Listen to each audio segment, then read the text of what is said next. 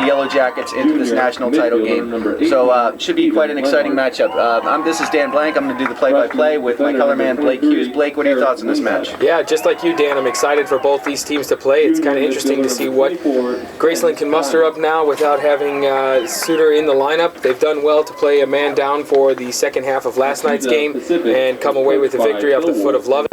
And again, Azusa Pacific, they bring a pace to the table that's unmatched pretty much by any team here. So it's, with the weather the way it is, I'd favor the team from Iowa because they're used to playing in the cold. They played a few games in the snow, I'm informed already, but you can't decide anything before the match begins. Yeah, the weather is 47 degrees with the wind chill. It feels more like 43. Winds at 18 miles an hour sustained with gusts up to 22. It's an absolutely miserable night for soccer, but it is the national final, and these two teams are going to duel it out here over the next 90 minutes and then maybe more. The starting lineups are being announced, and we will hear the lineups, and then the referees will be introduced. We'll get a national anthem, and we'll get this game underway. The big threats for Azusa Pacific up front: Sven Simon and Stephen Leonard, each with 13 goals on the season, and both of them have been outstanding in this tournament.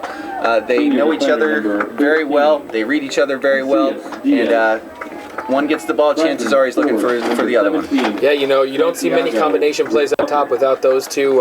They've been the staple head of the Azusa Pacific attack. Sven with amazing grace, if you will, taking the ball ahead his foot. Doesn't even look like he's moving, Dan, although his legs are moving 100 miles an hour. Pushes himself through 3 or 4 challenges sometimes to get an opportunity on goal. And Leonard always finding himself at the right spot at the right time, whether it be on the back post or on the top of the box to try and put something on target. So 2 big, strong attackers, both very good on the ball, very nimble in tight spaces, and they're going to have their work cut out for them as Graceland, the Yellow Jackets, have yet to allow a goal in this tournament. And we're going to hear the national anthem right now. We'll be back with the kickoff, the national anthem to be sung by the Acapellas of Herchel University.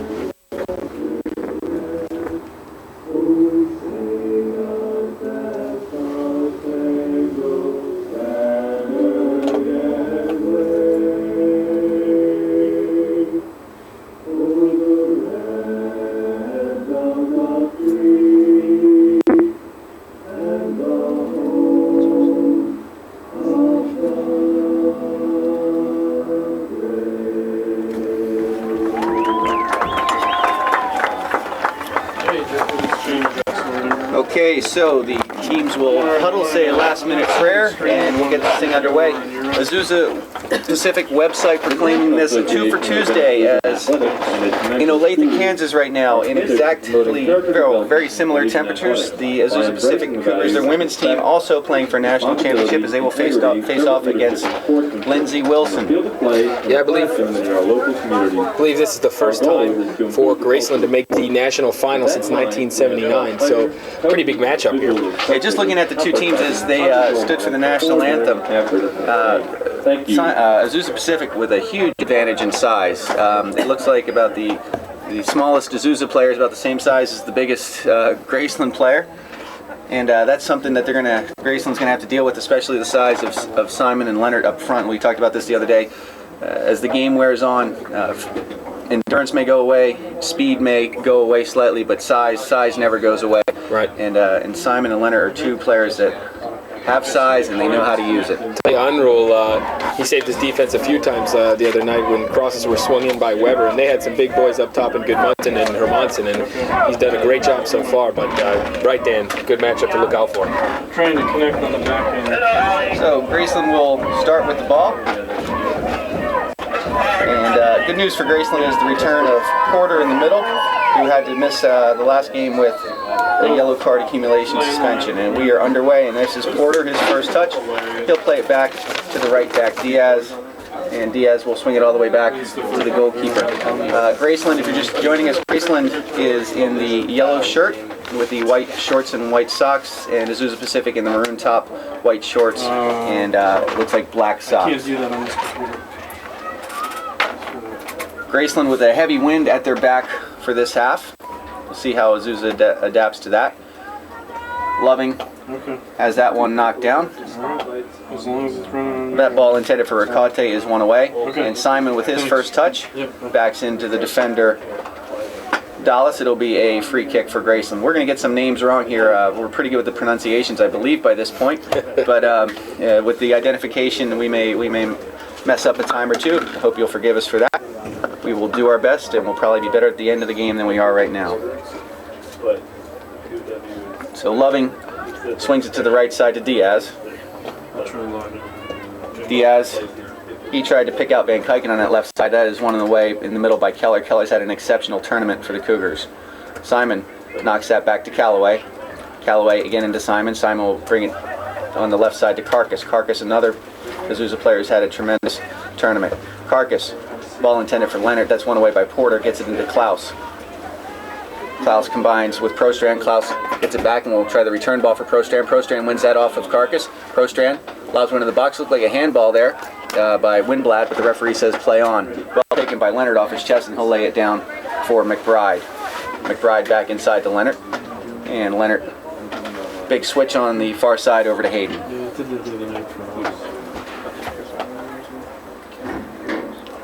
Keller loses that duel in the middle. And Porter's pass is intercepted. The wind already playing havoc with both teams, the accuracy on some of these longer passes. Callaway puts his foot on it for the Cougars. He'll knock it back to Hayden. Hayden inside to Callaway. Callaway turns away from one challenge. And Windblad will take over for the Cougars deep in his own end. Keller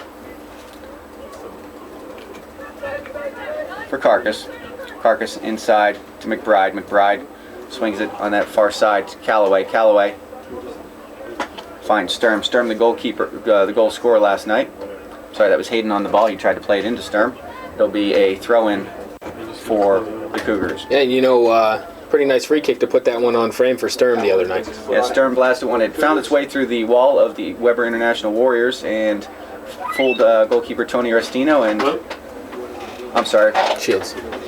That was against William Joel. Sorry. Yeah, right over the ball. Bennett right over the wall and fooled the goalkeeper Shields, and nothing win for the Cougars. Yeah, like I said, I find when it'll be a throw-in for Dallas. Doesn't go through, accept it. Speaking of throw-ins, Brian Loving in the lineup tonight. He's got a cannon, ladies and gentlemen. Yeah, Brian Loving for Graceland has one of the biggest throw-ins I've seen in years. As he can chuck that thing to the back post with no wind whatsoever. He gets some of this diagonal wind at his back, and he's gonna be able to put it onto the other sideline if he so chooses. Here the APU supporters, they're getting loud as they've been all tournament. Good contingent for both of these teams. This is Hayden's throw, and Hayden with the long throw. Loving goes up. That's just past McBride, and the goalkeeper Isaac Unruh comes away with it for Graceland. Unruh likes to go deep early with his punts, and that one's going to cause some problems as it finds Ricate. Ricate to Prostran. Prostran cuts to the middle. He's found Porter. Porter. Wind up Porter with a shot. That's blocked down by Callaway, and McBride clears it, but not out. The ball intended for Ricate. Ricate backed into the defender Windblad. It'll be a free kick for the Cougars. Yeah, so far you've seen quick clearance from Unruh. Get used to that, as Dan said. And you've seen Azusa Pacific trying to muster up some things through McBride and Callaway. That's going to be the theme of the game for them as well. Unruh nearly caught the Warriors napping a couple times in transition last night with those punts. More often than not, he wasn't very accurate with it, but the one or two times he was, Weber hadn't committed enough bodies back to deal with it safely. They did deal with it, but they left themselves a bit exposed. So this will be a free kick for the Cougars. It looks like it's going to be Sturm to take it. Okay. And why not? This looks to be a bit out of his range for anything but a serve, and why not serve it up when you got Leonard and Sven Simon in the middle. That's in there. Unruh goes up, and you got it in? I believe it was McBride who got called for the foul in the box. Dallas.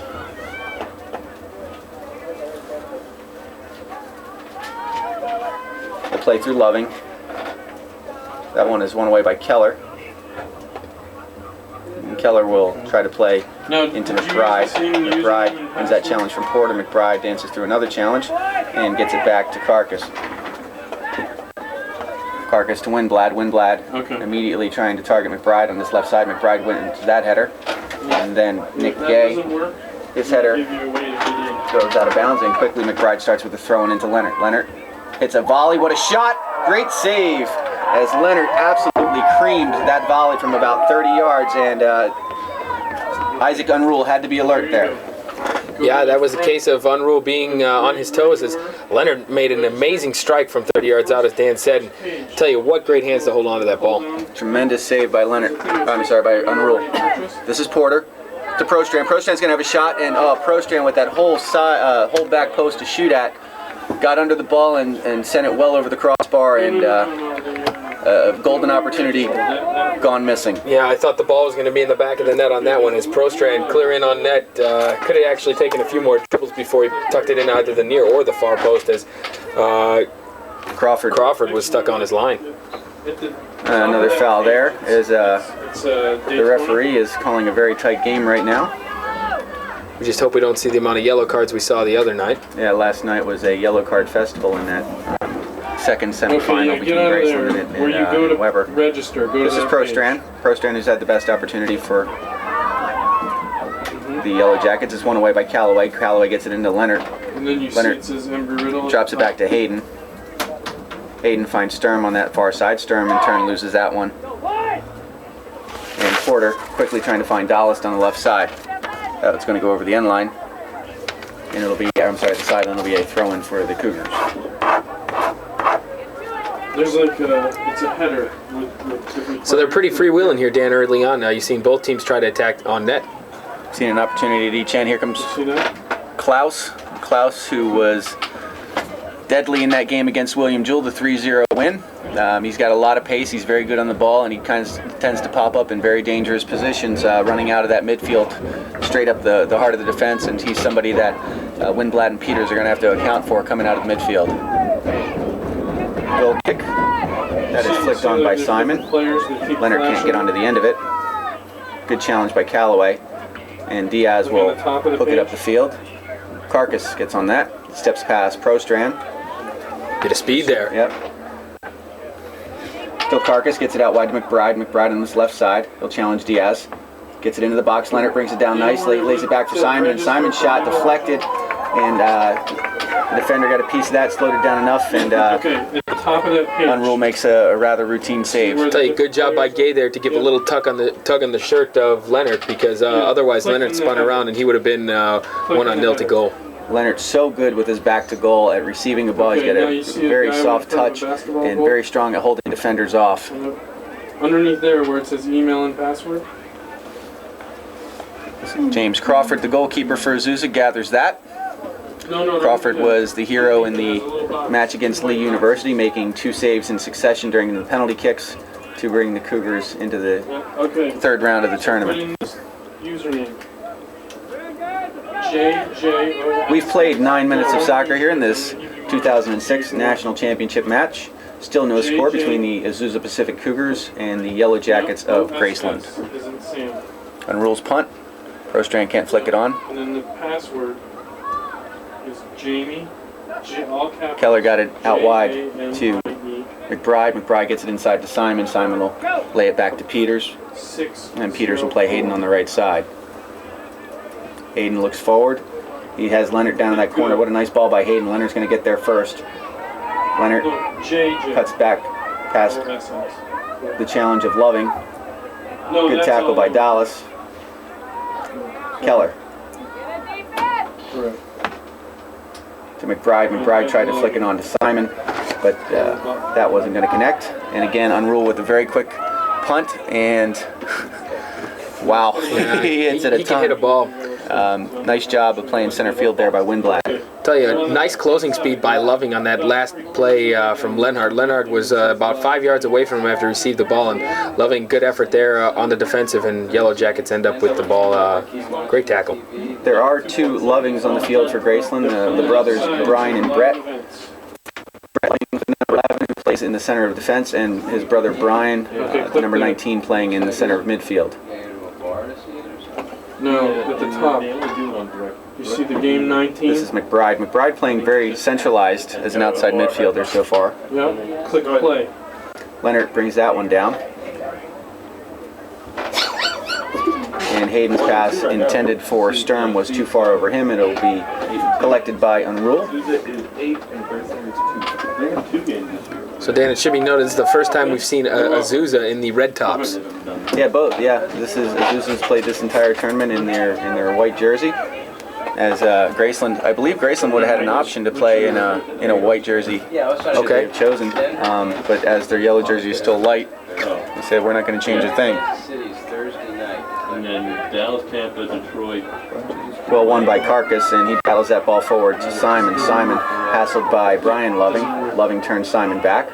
Simon draws in a defender and knocks it back to McBride, and then Brian Loving comes away with it. This is Brian Loving. Loving outracing all of his teammates. Ran into a jam of red shirts there. And Carcass, who has been absolutely solid at left back for the Cougars in this tournament, wins that one away. Dallas does well to pick the pocket of Stephen Leonard, and Dallas will gain control of it and play it inside to Porter. Porter wants to slow things down a bit. And Azusa, I think, content not to do a whole lot of high pressure here when they're playing against the wind in this half. I think it might be a different story in the second half when they have a wind at their back. This is Porter. Porter tries to split the defenders intended for VanKuiken, but that one was won away by Peters. Leonard lays it back to Callaway. You've seen Azusa play a lot of balls long already, and it'll even increase in the second half, as that's pretty much your strategy. Target Simon and Leonard up top. And why not? If you can get it close to them, chances are they're going to end up with the ball. That ball intended for Keller is won away by Diaz. Keller's going to give chase to Loving, and Loving clubs it up the field. That's going to be won down by Peters. Peters to Hayden. Hayden does well to get that ball back to Leonard. Leonard knocks it down for Callaway. Callaway back to Leonard. And Leonard's going to play all the way back through Winblad, the defender. Carcass on the left side picks his head up. Keller asking for it in the middle. Diaz steps in front of that pass. And Prostran for the Yellow Jackets. Prostran to Porter. He's got VanKuiken in advance. And Porter's run off the ball nicely by Sturm. And here come the Cougars. Hayden cuts it inside, and his cross is knocked away. Dallas gets it inside to Porter, and Porter has seen enough, and with the wind at his back, bangs it down the field about 60 yards. It'll be a throw-in for Azusa Pacific. Dan, you surprised to see with Azusa pretty much 5 at the back as Callaway has not shown any pretty much offensive movement thus far. I think Azusa is playing this tactically very well. You know, Azusa is a team that has played very much a high-pressure game all through this tournament. This is their 4th game in 5 days, and that is a lot of wear and tear on the human body. I don't care how fit you are, and I think they're going to try to leave some gas in the tank for the second half when they've got this strong wind at their back. This is Callaway. Just as I say. Callaway stripped by Klaus. Klaus comes away with it, and Callaway takes a chop at his ankles. It'll be a free kick for the Yellow Jackets.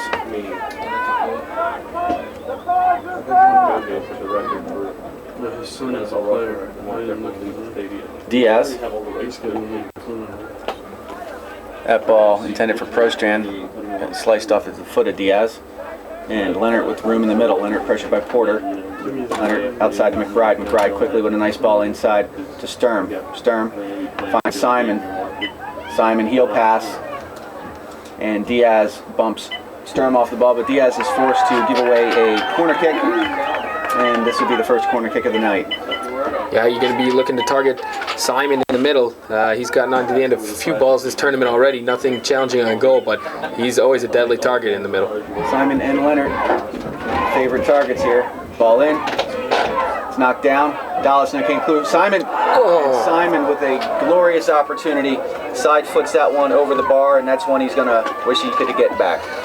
Yeah, after the header by Carcass to try and play the ball back in the middle of the box was deflected, it found the feet of Simon. Simon on the penalty spot, all by himself, decided to plunk one with the right foot, unfortunately just over the right side of the goal.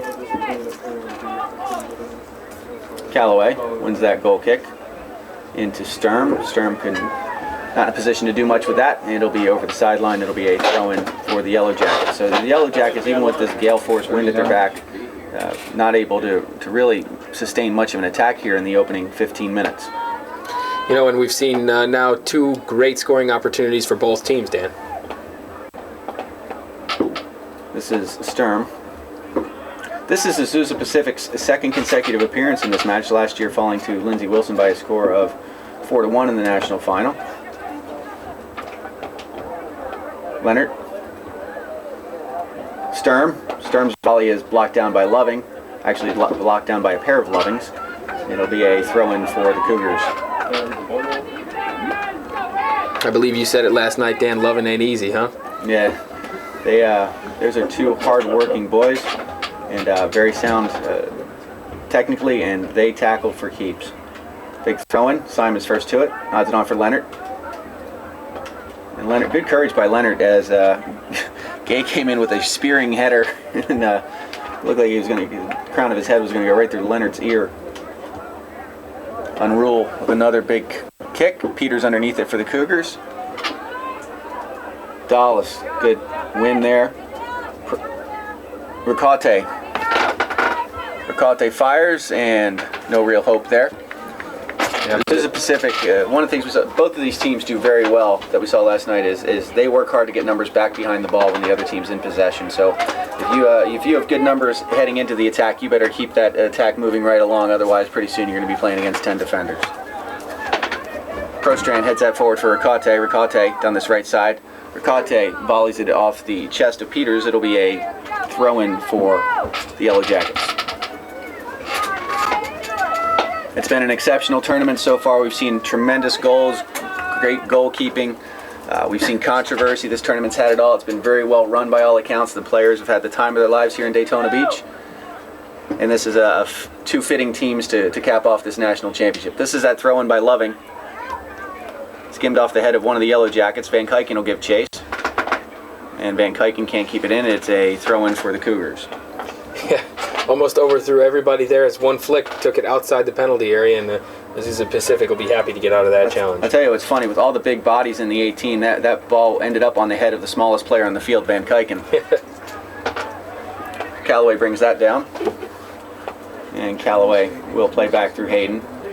Keller asking for it in the middle. Keller with bags of space should he get the ball. Hayden will instead play up for Simon. And a good strong challenge there by Brett Loving.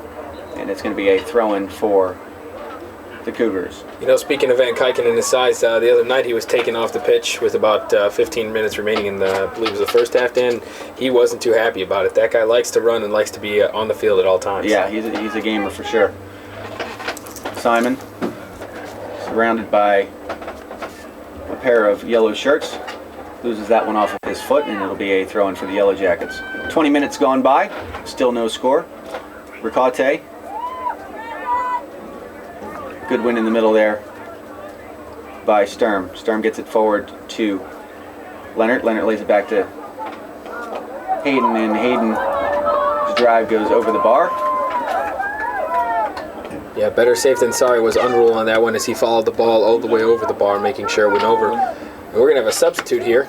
Early substitution again is VanKuiken coming off. And that's Hernandez? Yeah, it's Diego Gonzalez. Gonzalez, yeah. So just as I talk, Dan and I more often than not say something, and then the opposite will happen.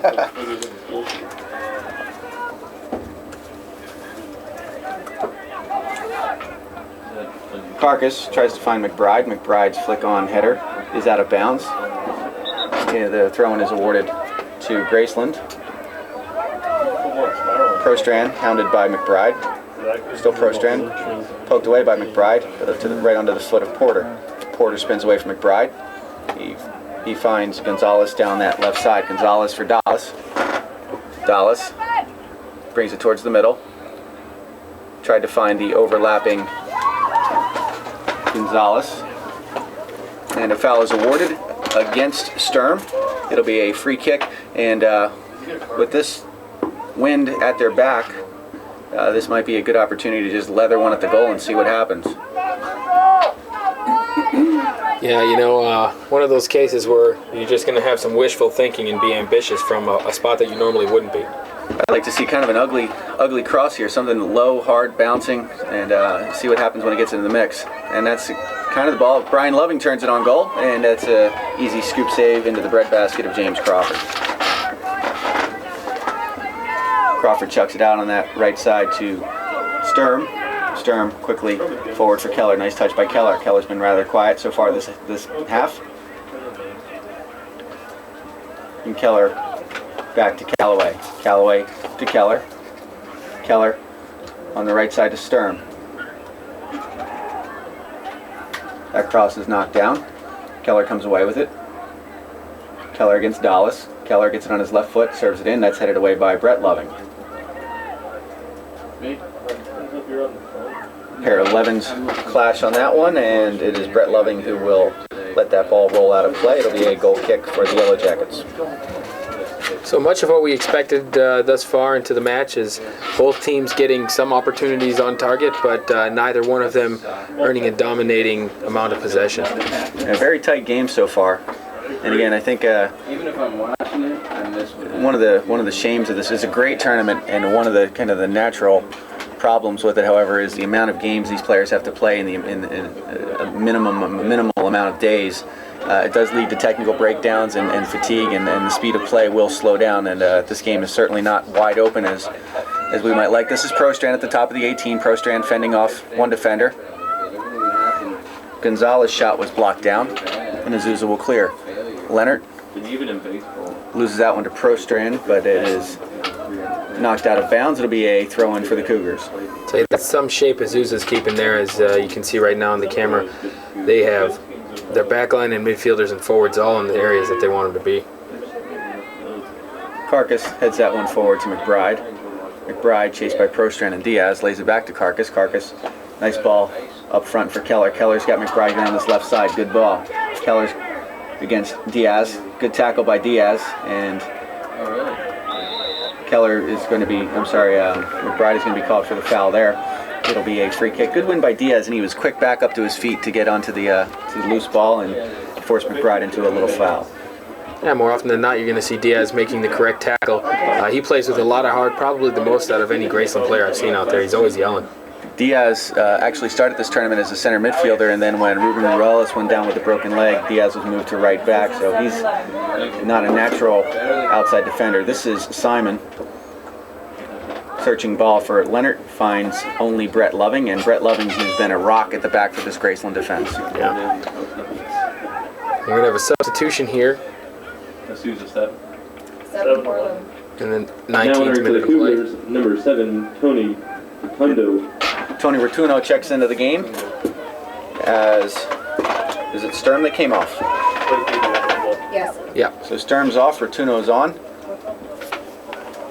And that's going to be a corner kick for the Cougars.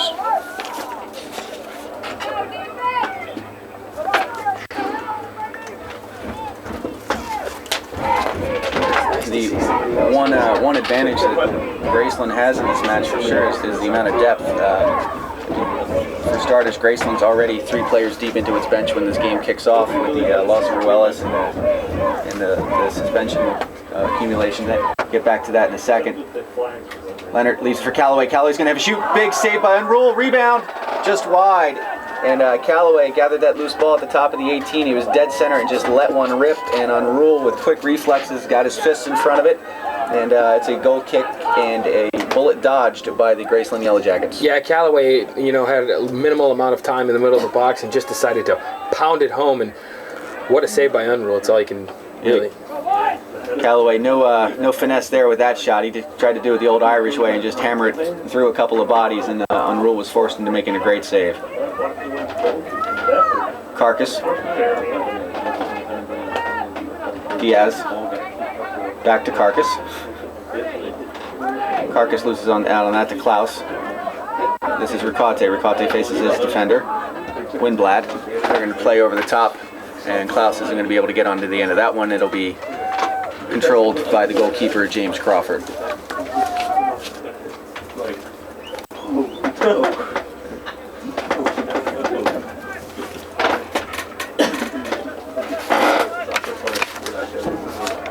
McBride can't keep that one in play, and quickly throw in to Prostran. Prostran is going to lose that. Carcass steps in, as we've said many times in this tournament.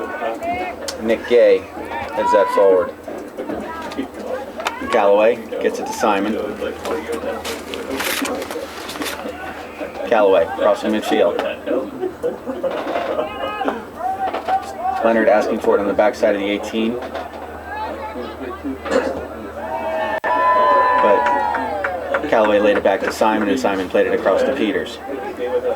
Peters inside to Callaway. Callaway with an awful lot of room when he received that ball. Good win again by Loving as he crashed through Steve Lenhart there to break up that play. Skelly Keller out wide to McBride. McBride back to Carcass. Carcass inside to Simon. Simon to Keller. I'm sorry, to Callaway. Callaway to Hayden. Back inside to Callaway. Good bit of possession here by the Cougars. And good strength there by Callaway to withstand the challenge by Porter. Porter's going to go in the book there. Crashes through Callaway and receives the yellow card. And again, not really a challenge worthy of a yellow card, especially this early in the match. However, maybe the referee wants to put a hold on things and try and subdue any more challenges from here on after. This referee was involved in the very controversial game earlier in the tournament as the host, Embry-Riddle University, fell in its first round game to Oklahoma Christian. A late sending off that the Eagles, holding on to a 1-0 lead, ended up in a reversal of fortune. Oklahoma Christian came back and won at 2-1. Free kick played in. Leonard underneath it. Leonard wins it up. And wow. Great opportunity there for McBride, but he was in an unbalanced position, tried to pirouette and hit a full volley while running at top speed, and not all the pieces fit right there. It's almost one of those cases of bug eyes. The eyes got wide open. He couldn't believe he had that much time and a shot available to him, and just kind of full strength swing. Yeah, if he made contact with that, he was going to take the ball was going to take the net with it.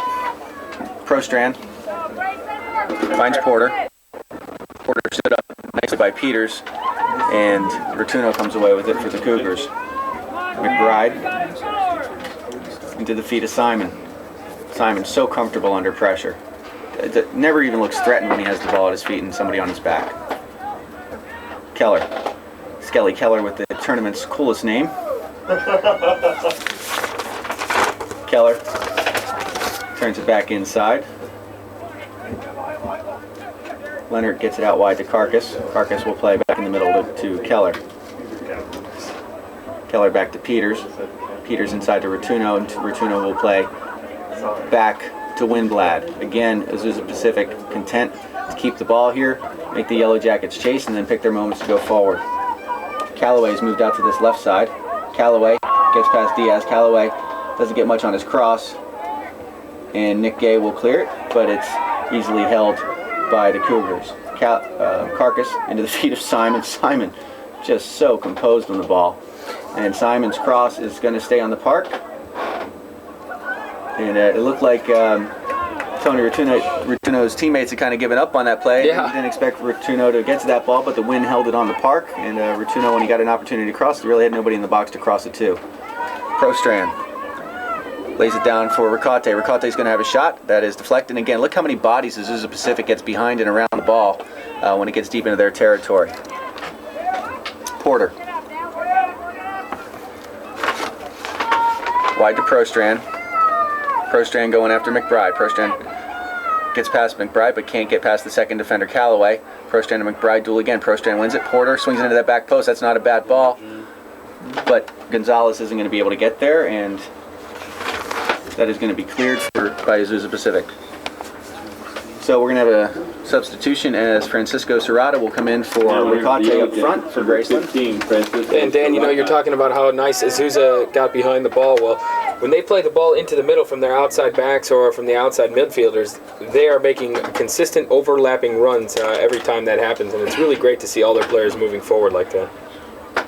Long throw-in. There's going to be a foul called on Porter. It'll be a free kick for the Cougars. We have 15 minutes remaining in this first half. No score between the Azusa Pacific Cougars and the Graceland Yellow Jackets, and both benches, everybody warming up on the sidelines. I think it's to stay warm as much as anything, as we have unseasonably cold temperatures here in Daytona Beach for this national final. Dallas. He'll turn it back where Brett Loving will take over and swing it out wide to Nick Gay. Gay returns the favor to Loving. Dallas back to Loving. And you see the difference here when Graceland holds possession, they're not really going anywhere with it. They're holding possession in their own half of the field. When they try to go forward, it's usually won away by Azusa. Azusa, on the other hand, can hold possession in the opponent's defensive half of the field. Azusa 3 for 8, 22 for 18. We're going to have a couple more substitutions for Azusa here in a moment. Carcass lays that one back to Windblad. Windblad blasts it up. Leonard can't hold on to that one. Callaway loses out on that to Prostran. Prostran, nice turn. Finds Porter out on this right side. Porter trying to turn the corner. Porter turned away, and Porter did well to win a corner kick there. Yeah, you know, hard work of Porter. He's back in the lineup tonight. Probably the freshest legs out of anyone on the Graceland team at the moment, and he'll be able to take a corner kick here for his team, try and put them up 1-0.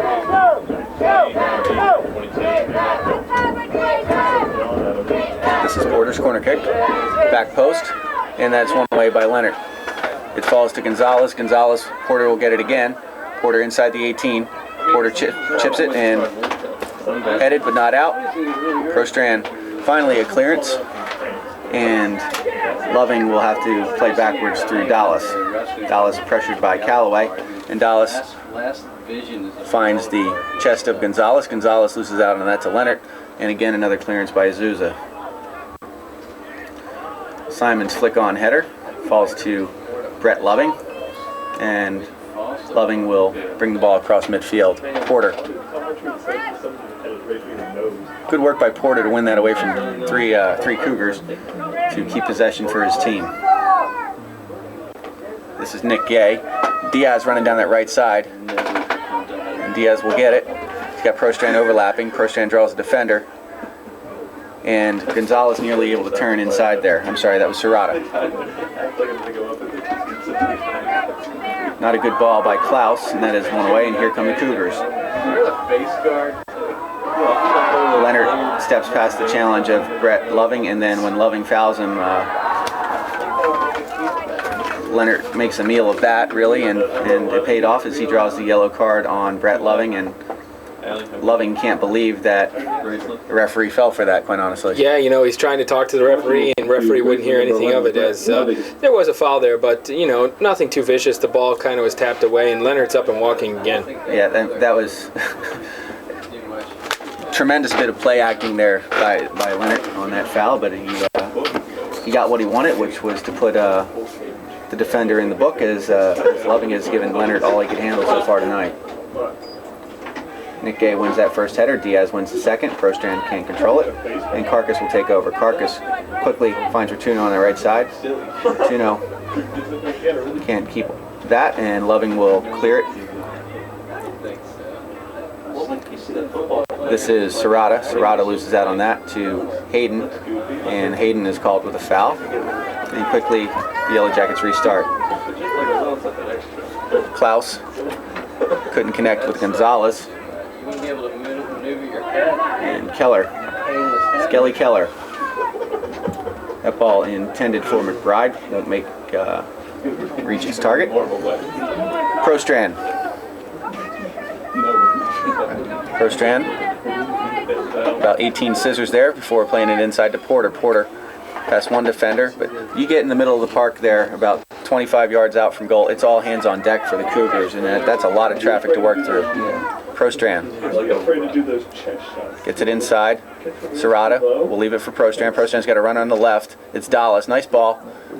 And Dallas is going to let that run over the end line, and it's going to be a corner kick. Nope, goal kick, says the referee. And Donnie DeKeen will come in for McBride. And Matt Kristoff will come in for Leonard. So Kristoff, who's had a productive tournament, does a lot of hard work up front. And DeKeen, who's seen a bit of action earlier in this tournament. Yeah, those are pretty much the only two go-to subs off the bench of Azusa Pacific. And you got to watch out for Kristoff up top. He works his butt off. He's very scrappy.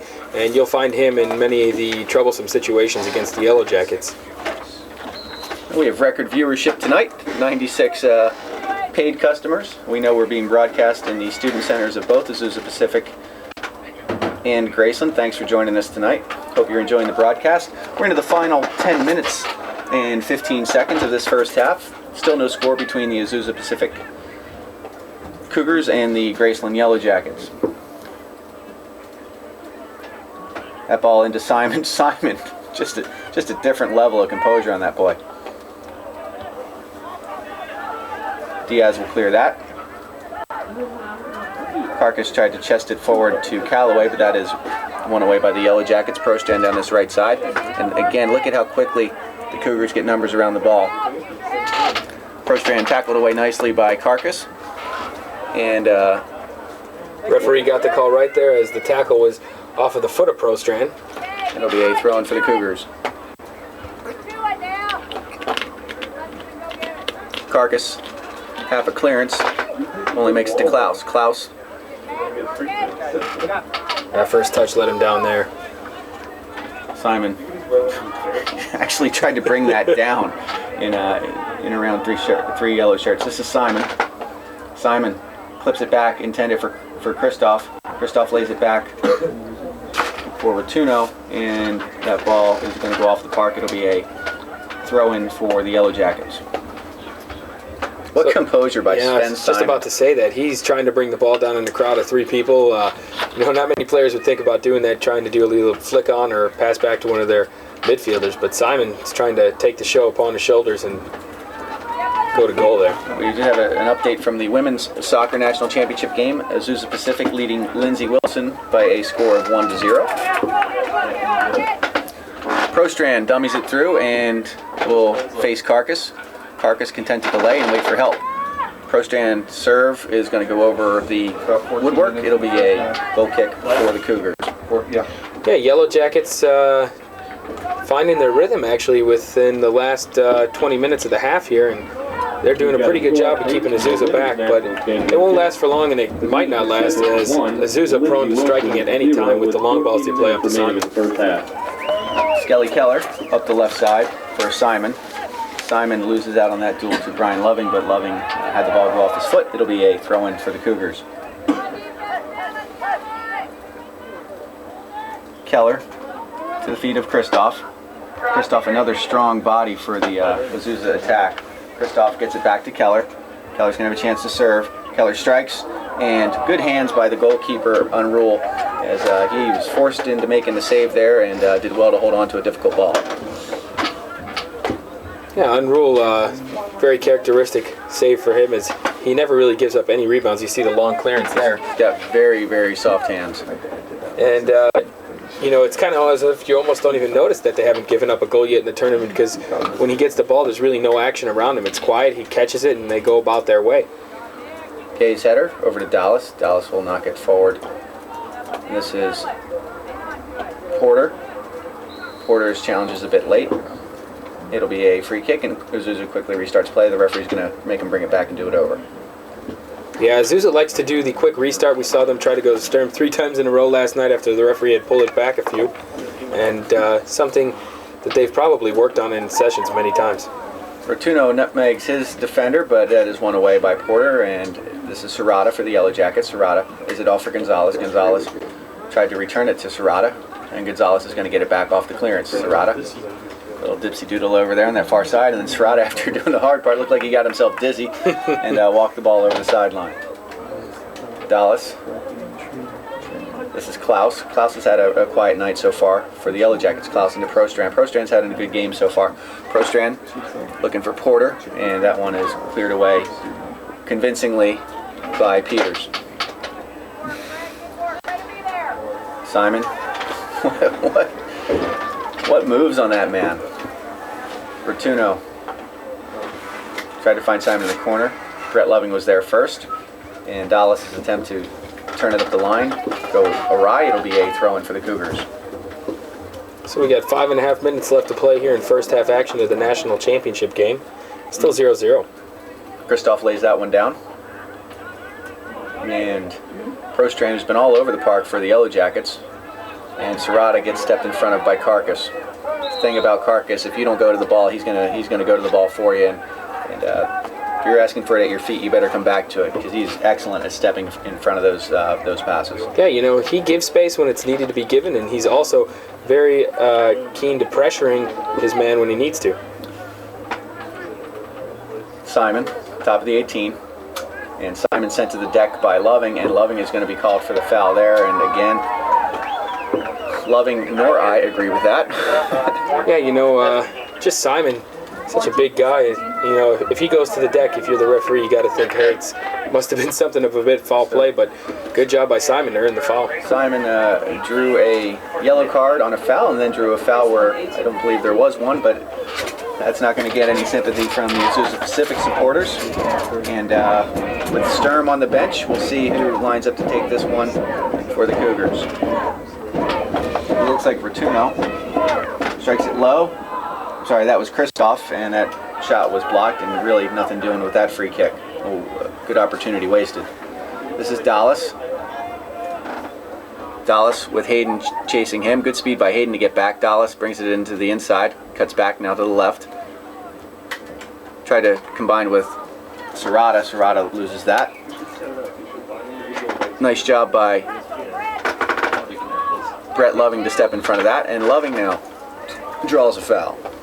Yeah, so you see two dangerous free kicks right now within a minute of each other. This one coming with 3 minutes and 50 seconds left to play. And we've seen Brett Loving strike from this distance before. He doesn't have the wind to his advantage that much right now, but we'll see what he can do. Yeah, the wind has kind of laid down here a bit in the past 5 minutes. Still a good chance here for the Yellow Jackets. Let's see what they choose to do with it. Serrata coming back is... He's got a double secret plan apparently, and Serrata's going to take the kick. Loving runs in advance, and Serrata with... Just a missed opportunity there, Dan. That was a bit ambitious as Serrata just drilled that one into the ground and well wide of the goal. We have another substitution here. Both teams are going to make another substitution. So on Graceland's side, it was Fabrizio Avaldi coming into the match. He's the number 18, and we'll see Francisco Serrata take a seat. Yellow Jackets, number 18, Fabrizio Avaldi. So Avaldi in. And we'll see Ryan Cheek come in the game for Azusa Pacific. He's the number 14 on the near side here. Okay. Your sister wants your keys so your dad can go in your room. It'll be a throw in for Hayden. Hayden with a little bunny hop. Wings it down to the corner. Dallas and Christoph do battle. Christoph, not very tall, but very sturdy, and does well to win a throw in deep for the Cougars.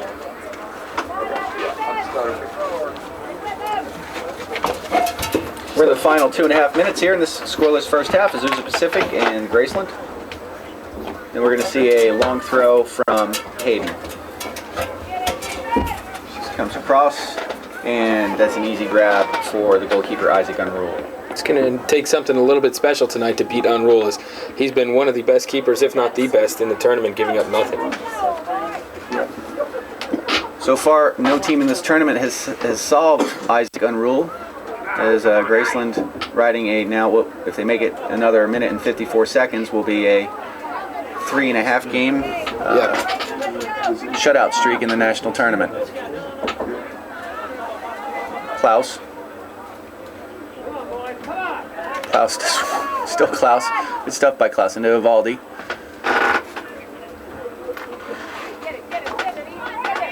That is off the foot of the goalkeeper Crawford, and Diaz, after missing the ball with his first touch, will let it go over the sideline.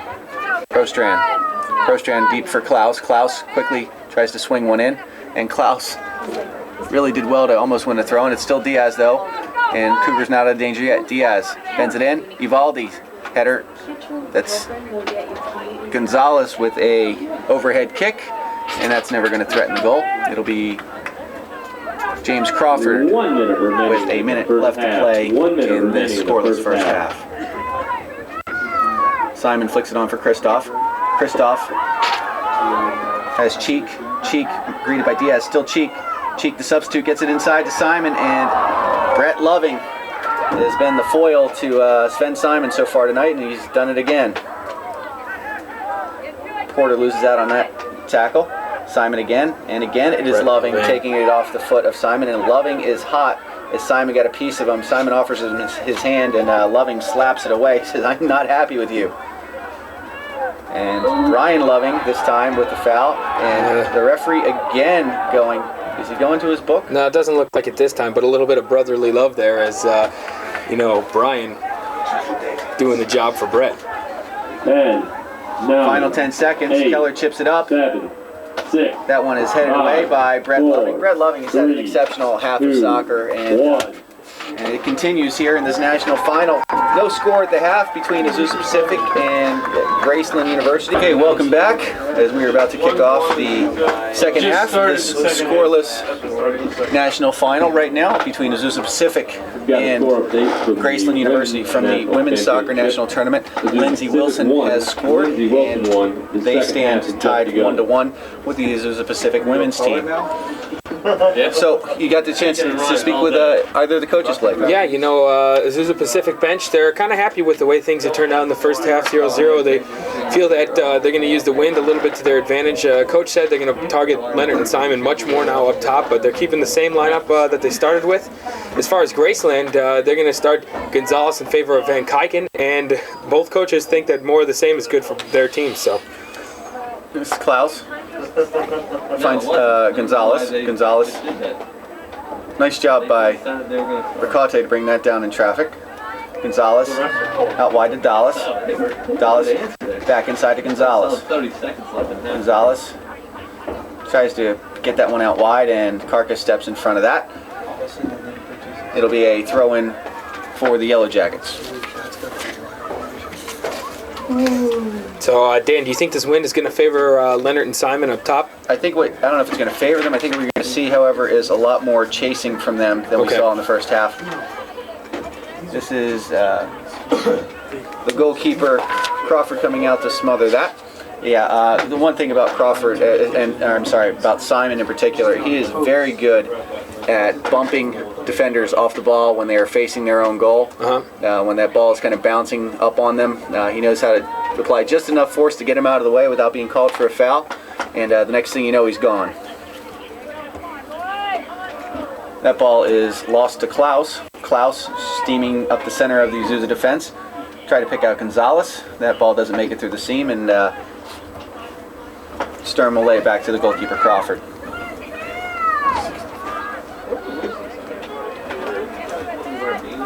Callaway has seen enough and will hoof it up to midfield. Leonard gets underneath it for the Cougars. Leonard lays it back to Simon. Simon looking on that left side for McBride. McBride can't get there before Diaz, who heads it out of bounds. So a lot of the players from Azusa wearing the field player gloves. Noticed that tonight. as it's still very chilly on the I field. don't blame them. That ball is cleared up by Nick Gay, and Azusa will hold it in their attacking half of the field. Should be noted the weather has actually gotten a little bit worse. When I was out by talking to the coaches, a little sprinkle sleet type stuff falling on us. Yeah, I'm surprised it's not snowing out right now. This is Simon down in the corner, defended by Brian Loving and Brett Loving, and too much Loving for Simon to deal with. This is Gonzalez. Gonzalez turns back to Dallas. Dallas tries to go route one for Prostran. That one is headed away by Peters, and Carcass will play in the center to Callaway. Callaway it to Simon. Simon back to Hayden. Hayden with Sturm in front of him. Hayden gets his head up. He's going to try to find Leonard at the back stick. What a nice ball, and good defending by Diaz to get there first.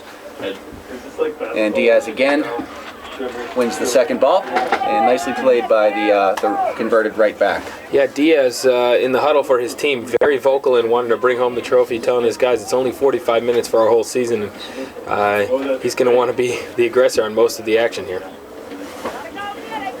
Although Graceland was the higher seed in this tournament, I think most of the people who watched the early round games favored Azusa Pacific in this match, especially with the loss of Souter in the center of midfield, the Region 5 Offensive Player of the Year, who was lost to yellow card accumulation suspension, as well as the right back Ruben Ruelas, and Facundo Rinaldi, who was also off with a suspension from last night's red card. So everything seemed to be falling Azusa Pacific's way, and including the fact that they had been in this match one time before. This is Sturm for Leonard. Leonard heels one to Sturm, and guess who? Brett Loving. Brian Loving that time, actually. Okay. I'm sorry. Excuse me. They look tough to tell apart, yeah. Yeah, great 1-2 action there, and Yellow Jackets fortunate Sturm didn't end up with a goal. Here comes that big throw-in from Hayden. Hayden whips it in. Brett Loving this time, heads it away. And Ricote is going to be the first to that. Well done by Peters to go over the top of Ricote. And Klaus loses out on that to Skelly Keller. Skelly Keller toes one forward. Diaz steps in front and bangs it across midfield. Tell you, it was nice to hear you call Peters' name out. Haven't heard from him in a while. Sturm loses that challenge and then throws Loving down to the ground, and Loving says, why no card on that? So it's now Sturm and Simon mixing it up with Loving in the back there, and seems to be the theme of the match, that Loving trying to stop all attacks. Yeah, Loving has been a one-man wall back there. He's had an exceptional match. This is Porter. Porter into the feet of Gonzalez. Gonzalez back to Porter. Porter plays quickly on the left side to Dallas. Dallas against Sturm. Sturm stands up, the defender. Still Dallas. Dallas. And he wins a corner kick. Well played by the left back for the Graceland Yellow Jackets. Yeah, Dallas very lanky for a outside defender, and he does a good job there against Sturm. Sturm probably has Dallas for pace, but it was Dallas coming out on top on that one. So as we've seen all through this tournament, when Azusa gives up a corner kick, they get all 11 players back into their 18-yard box. Create a wall of red shirts. And nobody's picked up the number 17. That's held in, shot, and that's going to be wide. Shot by Gonzalez, as it was Ricote who had bags of space in front of the goal. It seemed to be invisible to the Azusa defenders. He's kind of shocked. But the corner kick went well beyond him. Windblad's goal kick is knotted on by Simon. Simon caught for the push on Prostran. It'll be a free kick for the Yellow Jackets.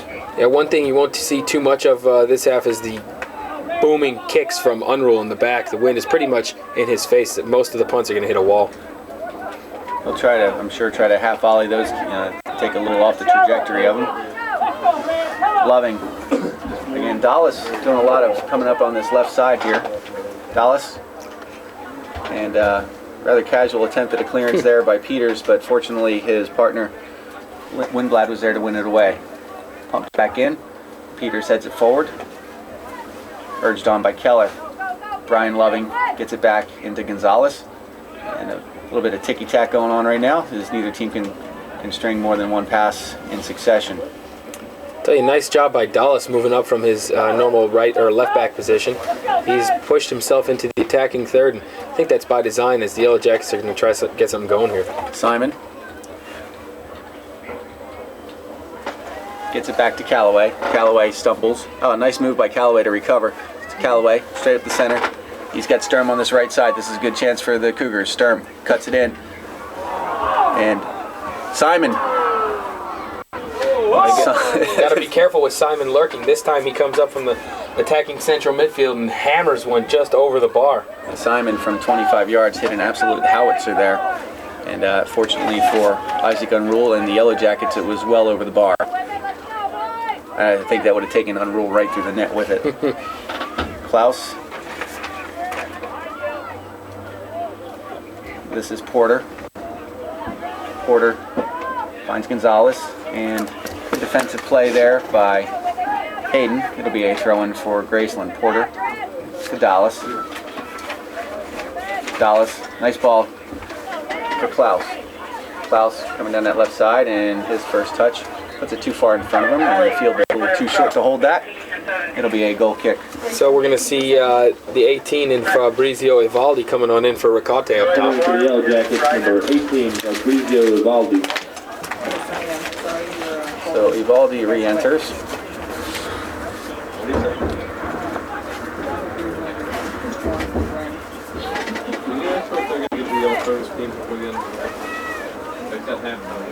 Klaus. Carcass gets under that one, finds Keller. Keller combines with McBride. McBride's pass can't return to Keller, and eventually it's out of bounds. It'll be a throw-in for the Cougars. Detail the script for me. Keller. Sturm.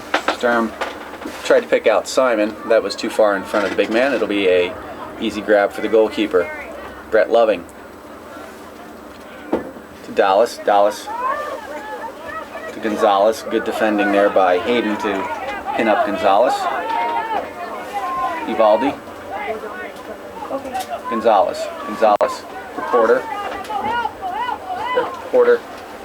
Good attempt to get by Callaway. Callaway stood his ground and gives away the throw-in. Or somewhat of a spin there and a back heel off of the legs of Callaway. Gonzalez.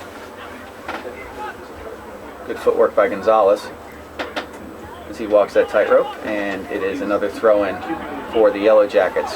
I think Brian Loving did want to come and take that. Dallas took it quickly into Evaldi. Evaldi works himself into the corner. Evaldi with a low cross, and that's not going to cause any problems for Crawford. So Yellow Jackets trying to pin Azusa in their own end, Dan. Good stuff by the Yellow Jackets. I think they would have been happy with if Dallas would have left that one for Loving to come in and chuck across the face of the goal, though. Would have made it a little exciting. I like that.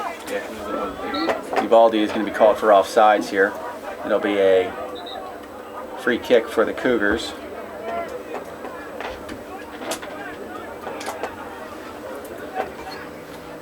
Peters to Hayden. Hayden can't connect with Sturm, but it'll be a throw-in for the Cougars regardless. Dallas heads that one straight back out of play. It'll be another throw-in for Hayden.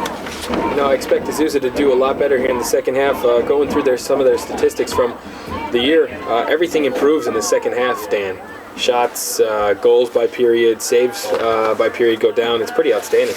If there is one advantage, this is not much of an advantage, but if there is one advantage that Graceland enjoys, is that they've actually had one more day of spacing in between their games. Azusa, this is their fourth game in 5 days. It's the fourth game in 6 for Graceland, as Azusa didn't begin play until Friday, and Graceland had that Friday off. McBride finds Simon. Simon does well to bring that down with the chest, tries to draw the penalty kick. Play on, says the referee. And Callaway will push it out wide. Leonard, actually McBride.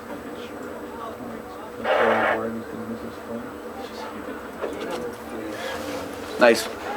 Oh, Wow. as Leonard put it right into the path of McBride, and McBride, I think his eyes got a little too big there. And McBride overran the ball. Here comes Prostran with Evaldi in front of him. Plays inside to Klaus. Klaus gets it again. Dallas has come up this left side. Dallas whips one in. Good placement on that cross. Evaldi just couldn't get there, and it forced a difficult clearance off the foot of, I believe it was Peters. It'll be a corner kick for the Yellow Jackets. Yeah, Dan, you're absolutely right. Good placement. It was just outside the 6-yard box, and that's a danger zone for keepers, as don't know if they were going to be able to get there, especially if it's an outswinger.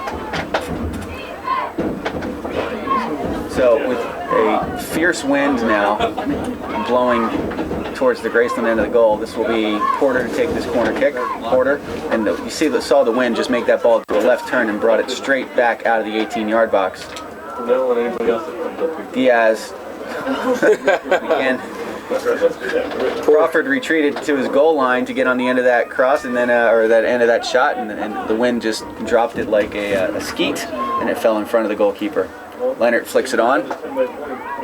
Simon's going to give chase, and Diaz comes away with it. Again, Simon to pressure. Diaz. This is where you're seeing the wind start to play a bigger factor here. Leonard with a big wind at his back. Leonard shoots and sails that one over the bar.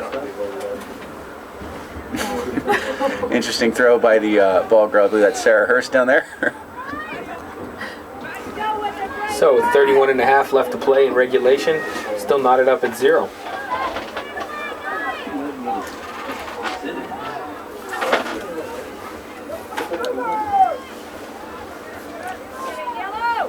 Leonard gets onto that goal kick, and he and Porter bang heads. Porter looks like he took the worst of that, and here comes Leonard down the left, or McBride down the left side. He gets it inside to Keller.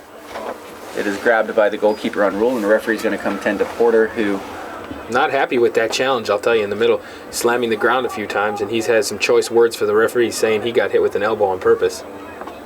it looks like he's bleeding, so he's going to have to leave the field, and that's another big loss to the Yellow Jackets, as Porter's going to have to. Is he going to have to be tended to, or is the referee just going to make him step on the sideline? And I can't tell whether or not he's bleeding. Yeah, referee stopped play for Porter, so he's sending him off. He didn't waive the train. Yeah, it's a bleeding injury. Yeah. So they can actually substitute here if they. Hear it again, baby. So choose, yeah, and he can come back on, right? I'm not sure. Well, he can come back on with the re-entry anyway. Yeah. But there was no foul called, so I'm not sure if the. Yeah, you see VanKuiken jumping up there. So VanKuiken's going to come on, so regardless, the Yellow Jackets content to Graceland, number 3, spend a substitute there. Prostran tried to win that onto Evaldi. And here comes Carcass flying up that left side. Carcass in for Leonard.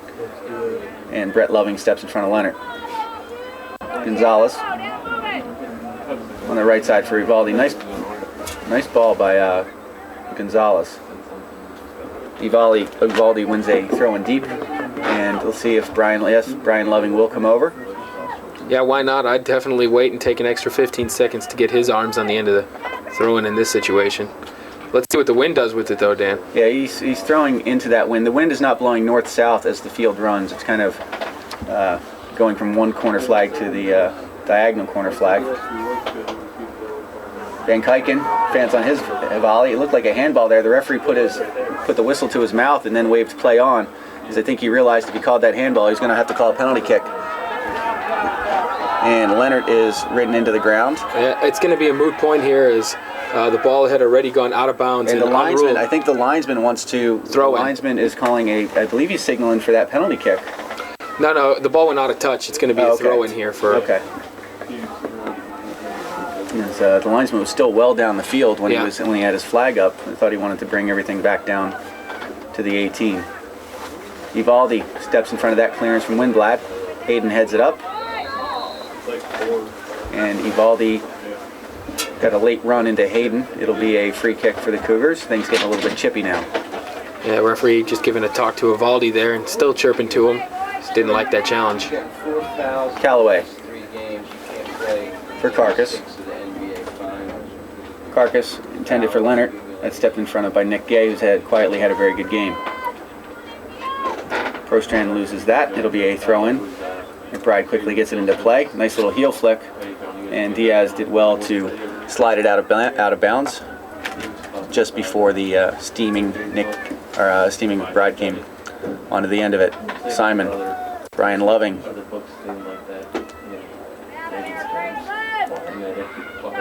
McBride. That's a dangerous header. And Klaus has seen enough and will bang it up the park. Azusa starting to stamp its authority on this half now. I was just about to say the wind has been taken out of the Yellow Jacket sails a little bit and into those of Azusa as they've dominated the last 5 minutes pretty handily. Handily, yeah. Skelly Keller. He finds Sturm. Sturm tries to push one forward for Leonard. And again, the Graceland really struggling with their clearances as the wind is just holding everything up. Diaz. Nice little touch there by Gonzalez. Prostran in turn loses it. Oh, Sturm almost found Leonard on that through ball. That was pretty nice. Good run by Sturm. And Loving comes away with it into Ivaldi. Ivaldi gets it wide to Gonzalez. Gonzalez spins over it. Lofts one up. And smart play by the defender Carcass to head that back to the goalkeeper Crawford. We're under 28 minutes remaining here in this second half. Still no score. The Azusa Pacific Cougars in red, the Graceland Yellow Jackets in yellow.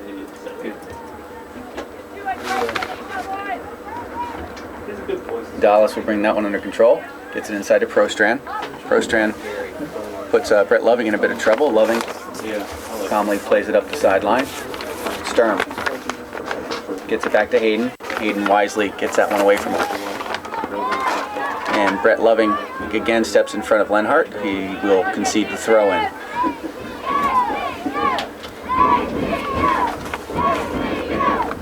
So Keller will leave this throw-in, and again it'll be Hayden with the wind at his back now.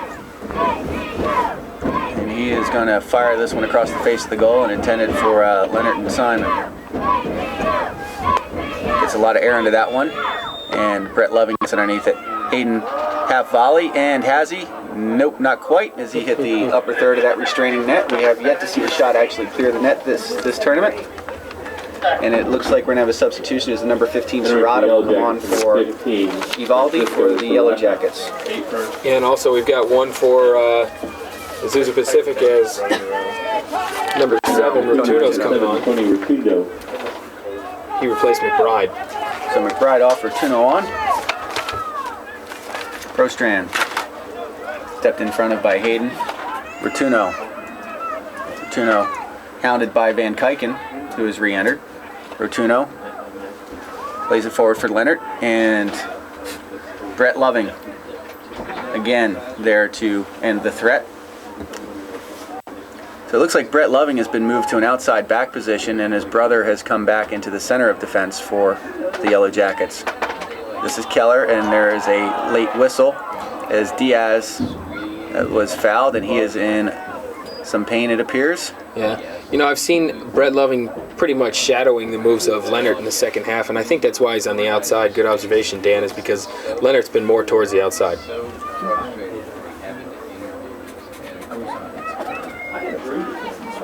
It'll be a free kick for the Yellow Jackets as Diaz tries to walk it off. And the entire Azusa Pacific bench is up and moving around. Nick Gay sends one into Azusa territory where it is headed away by Carcass. This is Sturm. That touch got a bit ahead of him, and Brett Loving is there to take it off his foot. Keller for Simon. Simon flicks one forward for Sturm. Brian Loving and Simon do battle, and Loving gets his foot around the big man, but it is out of bounds. It'll be a throw-in for the Cougars. 25 minutes to play. Simon did well to dance away from Gonzalez, but Brian Loving right there Carcass off of the foot of Gonzalez. It'll be a throw-in. That one rolls through everybody, and Brett Loving says, "I'll take it. Thank you very much."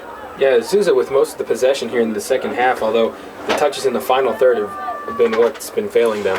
That was clearly a handball. Yeah, don't know why by he didn't Hayden. choose. The referee chooses not to blow the whistle there. Dallas for VanKuiken, and Hayden does well to step in front of that. Dallas in turn steps in front of Hayden as the team struggle to claim the ball, and finally it's Azusa Pacific and Skelly Keller that come away with it. Simon, nice layoff there for Carcass. Sturm down the left side. Sturm, big ball at the back post. Looked like it may have gone out of play and come back in. Nope, says the linesman it'll be a corner kick for Azusa Pacific. Tell you, nice flick on by Simon there to spring the Azusa attack as he was running towards the far side of the pitch, gave a little back heel, and now we have a corner kick. So the wind really making the ball do tricks here. And Azusa Pacific with a tremendous opportunity right here to strike first blood. Keller's kick, headed away by Brett Loving. Gonzalez.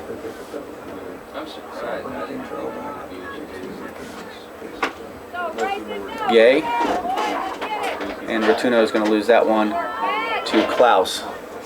Dallas will find the head of Klaus. Klaus tries to flick it on for Serrata, and Windblad will boot that up into the stratosphere.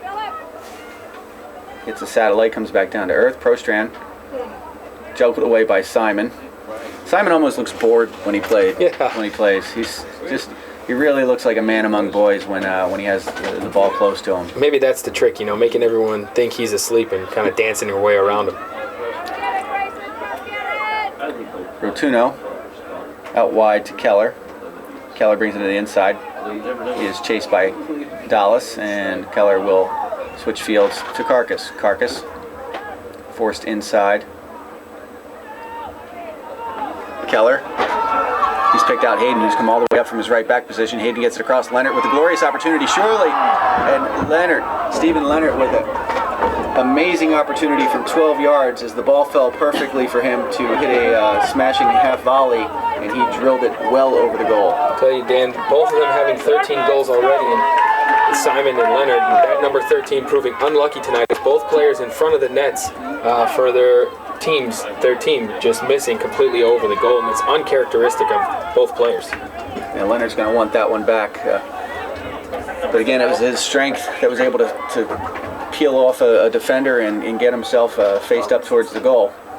Klaus over the top for Gonzalez. Serrata with a very ambitious effort, and that's not going to cause any problems to Azusa Pacific. With the wind at your back and right at the PK spot, Dan, you really don't need to put much mustard on it to have any type of effect. Yeah, he tried to knock the cover off that ball, but he would have done well to take a little bit off of it and make sure it went on frame. Porter will let Gonzalez go give chase to this one. Carcass will usher it out of play. It'll be a throw-in for the Cougars. Yeah, good to see Porter back in the match. Looks like we'll have another substitution here. As it's Diaz, or Gonzalez, excuse me. Daniel Plaza. So Plaza enters. Yeah. Women's National Championship is still tied 1-1 in the 65th minute. Long throw in by Loving. And Plaza's first touch is a clearance for Azusa Pacific. It'll be a throw-in right in front of the Azusa bench. Just to give you an idea how strong the winds are in the field, that tent right in front of you now, ladies and gentlemen, the cover blew off that about 5 minutes ago, so pretty nasty.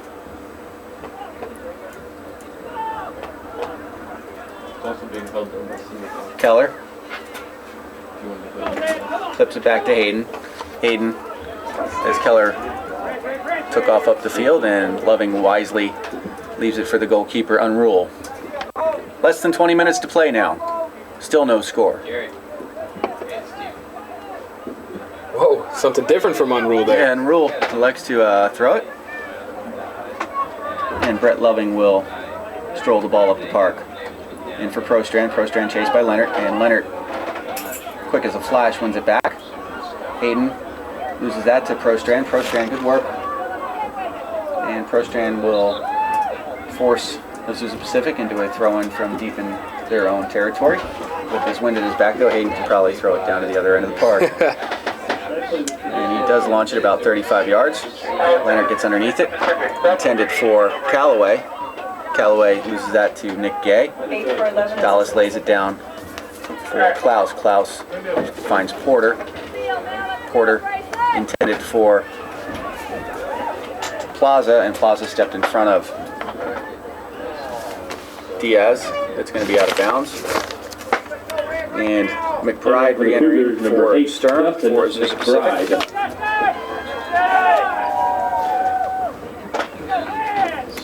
So a defensive-minded midfielder in for the goal scorer from yesterday.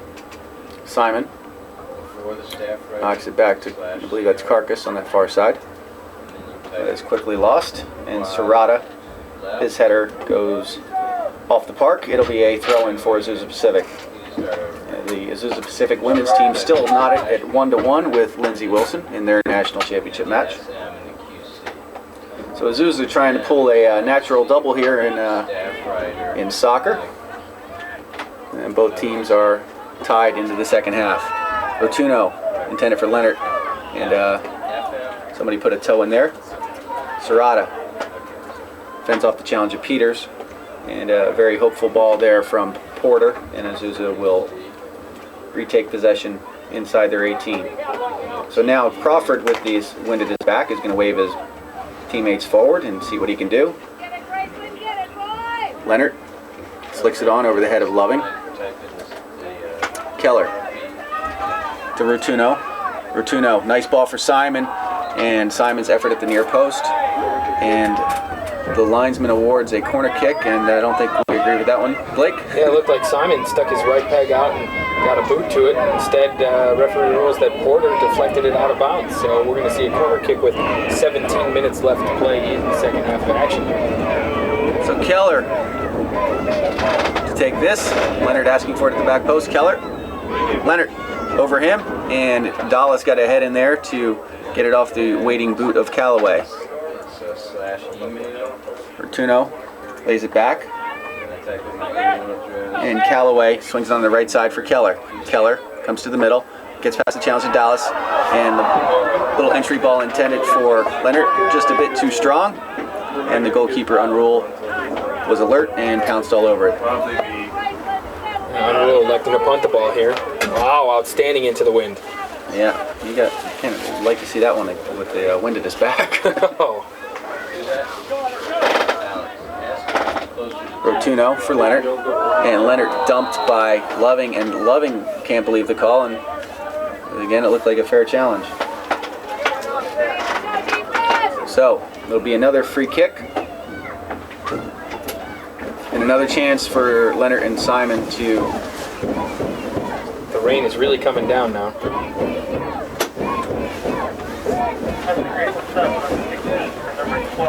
Hayden lofts it in. Leonard, that's over the bar. It'll be a goal kick for the Yellow Jackets. We see a substitution here. Looks like it'll be the number 16 back on the... Or, no, that's Diaz, excuse me. Yeah, it is a 16. Diego Gonzalez coming in. The Yellow Jackets. And sitting down will be Daniel Plaza.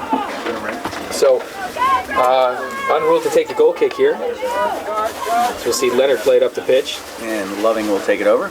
Loving out wide to Dallas, and that one is pounced on by Rotuno, but Rotuno a little too excited. His first touch got the better of him. Brett Loving. Loving skips past Simon.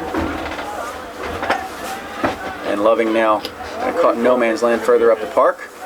And he'll work his way back into his defensive spot. Keller loses that one off of his heel. Does well to win it straight back from Porter. Callaway to Carcass. Carcass back to Windblad. Windblad big ball over here for Rotuno. Nice ball by Winblad. Rotuno lays it down for Hayden. Hayden forward for Simon. Simon with pressure on both sides of him. Simon takes it deeper. Simon swings it across. Diaz with the first header. And McBride's going to let it go over the end line. It'll be a corner kick for the Cougars. Diaz's header was actually cleared up the pitch and the wind blew it out of touch for a corner. Pretty interesting there, as you're going to see number 10, Skelly Keller, on the corner kick.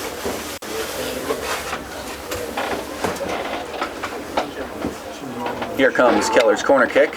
It's at the back post. Simon's underneath it, and Ryan Loving wisely got ahead to that as Simon was lining up a side volley. And a little flick from Loving kept that from materializing. Yeah, so what we thought would happen is now happening, Dan. Azusa Pacific kind of taking it to the Yellow Jackets with the wind at their back. Rotuno for Simon, and Brian Loving will step in there. Hayden will throw this one short. Simon asks for it at his feet, and Brian Loving steps in front of the big attacker. Callaway. Callaway gets that ball back from Carcass.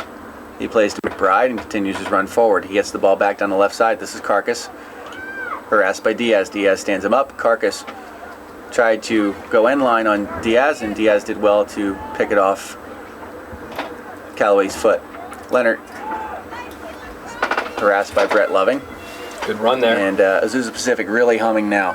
Hayden puts it across, and Leonard fanned on his volley, and it'll be a throw-in, and Graceland is going to have to weather this storm here for a while. Yeah, good overlapping run there by Bo Hayden as he received the ball on the right side, put a cross in the mix for Leonard, and Leonard, unfortunately, just due to the wind or due to the conditions, whiffed on the ball. You don't see that too often. It's out of touch for a Graceland throw-in.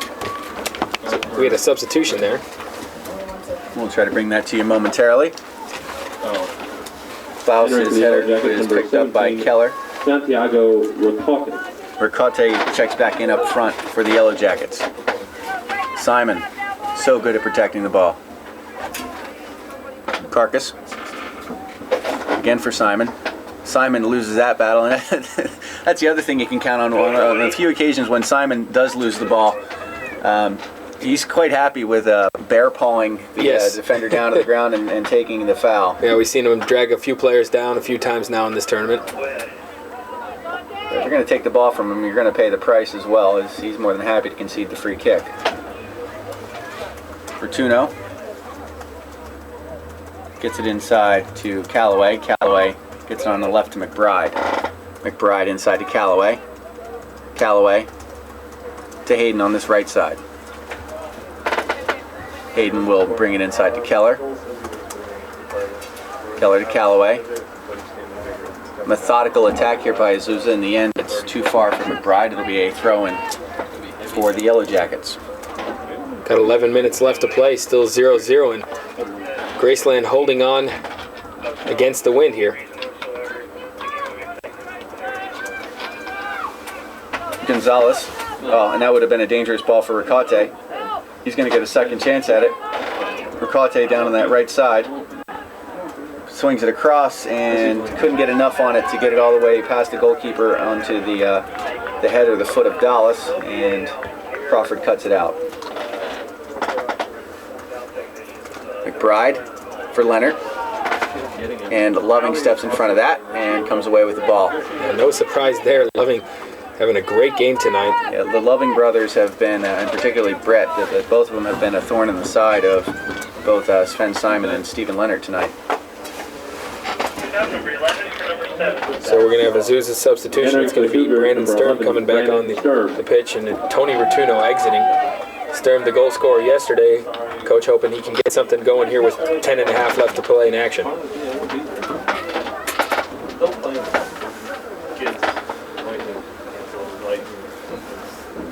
And on this Azusa Pacific 2 for Tuesday, the women's team still tied at 1-1 with Lindsey Wilson.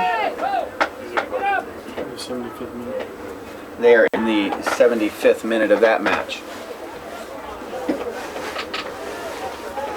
So this match about 5 minutes ahead of the women's match.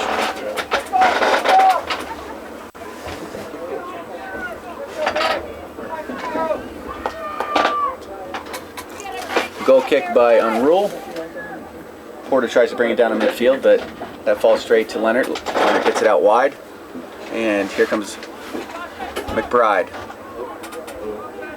McBride facing a wall of yellow shirts, turns it back to Keller. Keller quickly pushes it on the right side to Hayden. Hayden lofts one in. Leonard trying to get underneath it, and Unruh goes up, and Unruh, Lynn Swan-esque.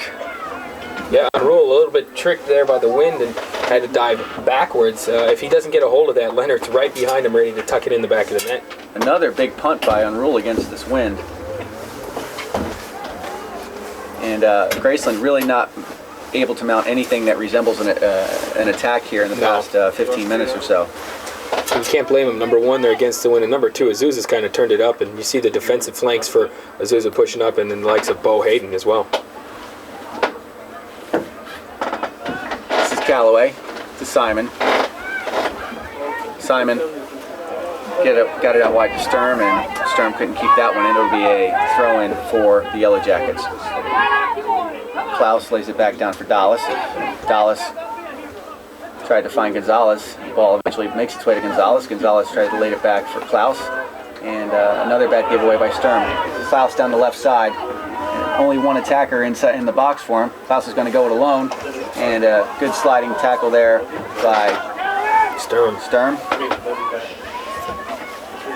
And that is going to be a throw-in as Loving knocked it off the shins of Simon.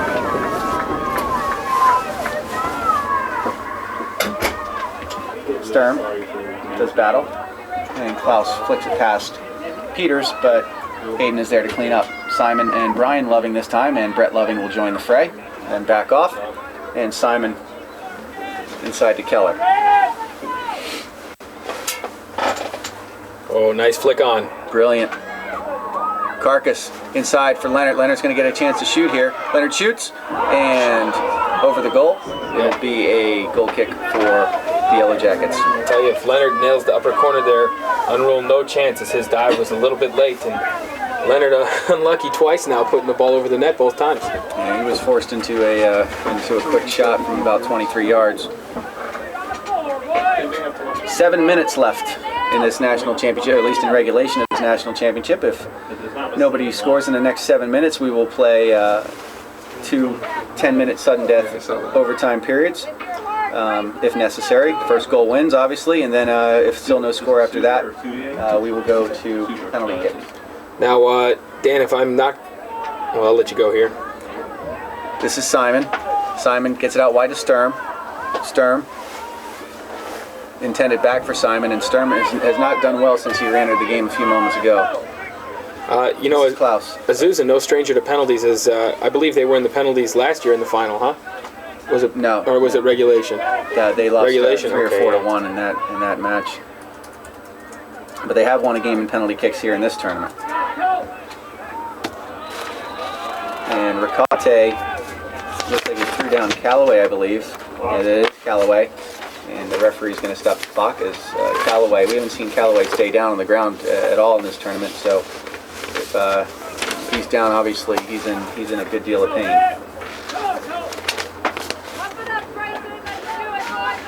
The APU fans still cheering their team on here. They're pretty loud. And the Graceland contingent there on the far side of the pitch, on the north side as the field runs, gathered, hopefully in celebration of an offensive goal or something like that, but Graceland not really having any chance to move forward in the second half. Big ball forward by Windblad, and Simon draws a foul on Loving, and again Loving beside himself as Simon just backed into Loving, and Loving trying to hold his ground.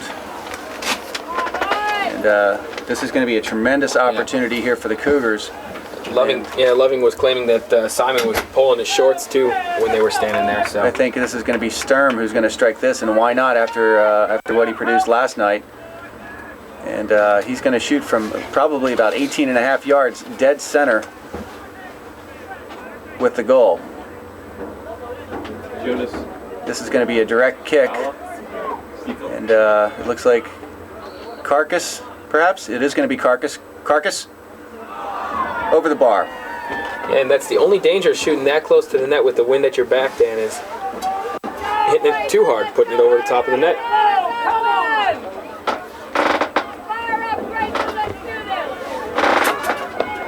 A goal kick here for Unruh. Unruh's kick. One down by Callaway. Hayden goes up with it, and Klaus will come away with it for the Yellow Jackets. Klaus back to Brett Loving. Loving, nice ball for Dallas. Dallas cuts it to the inside. Dallas. Good stuff here by the Yellow Jackets as Ricate laid that back for Porter. Porter lost it. Klaus gets it back, and Diaz will get it under control. Diaz for Ricate. Ricate harassed by Windblad. And again, Callaway.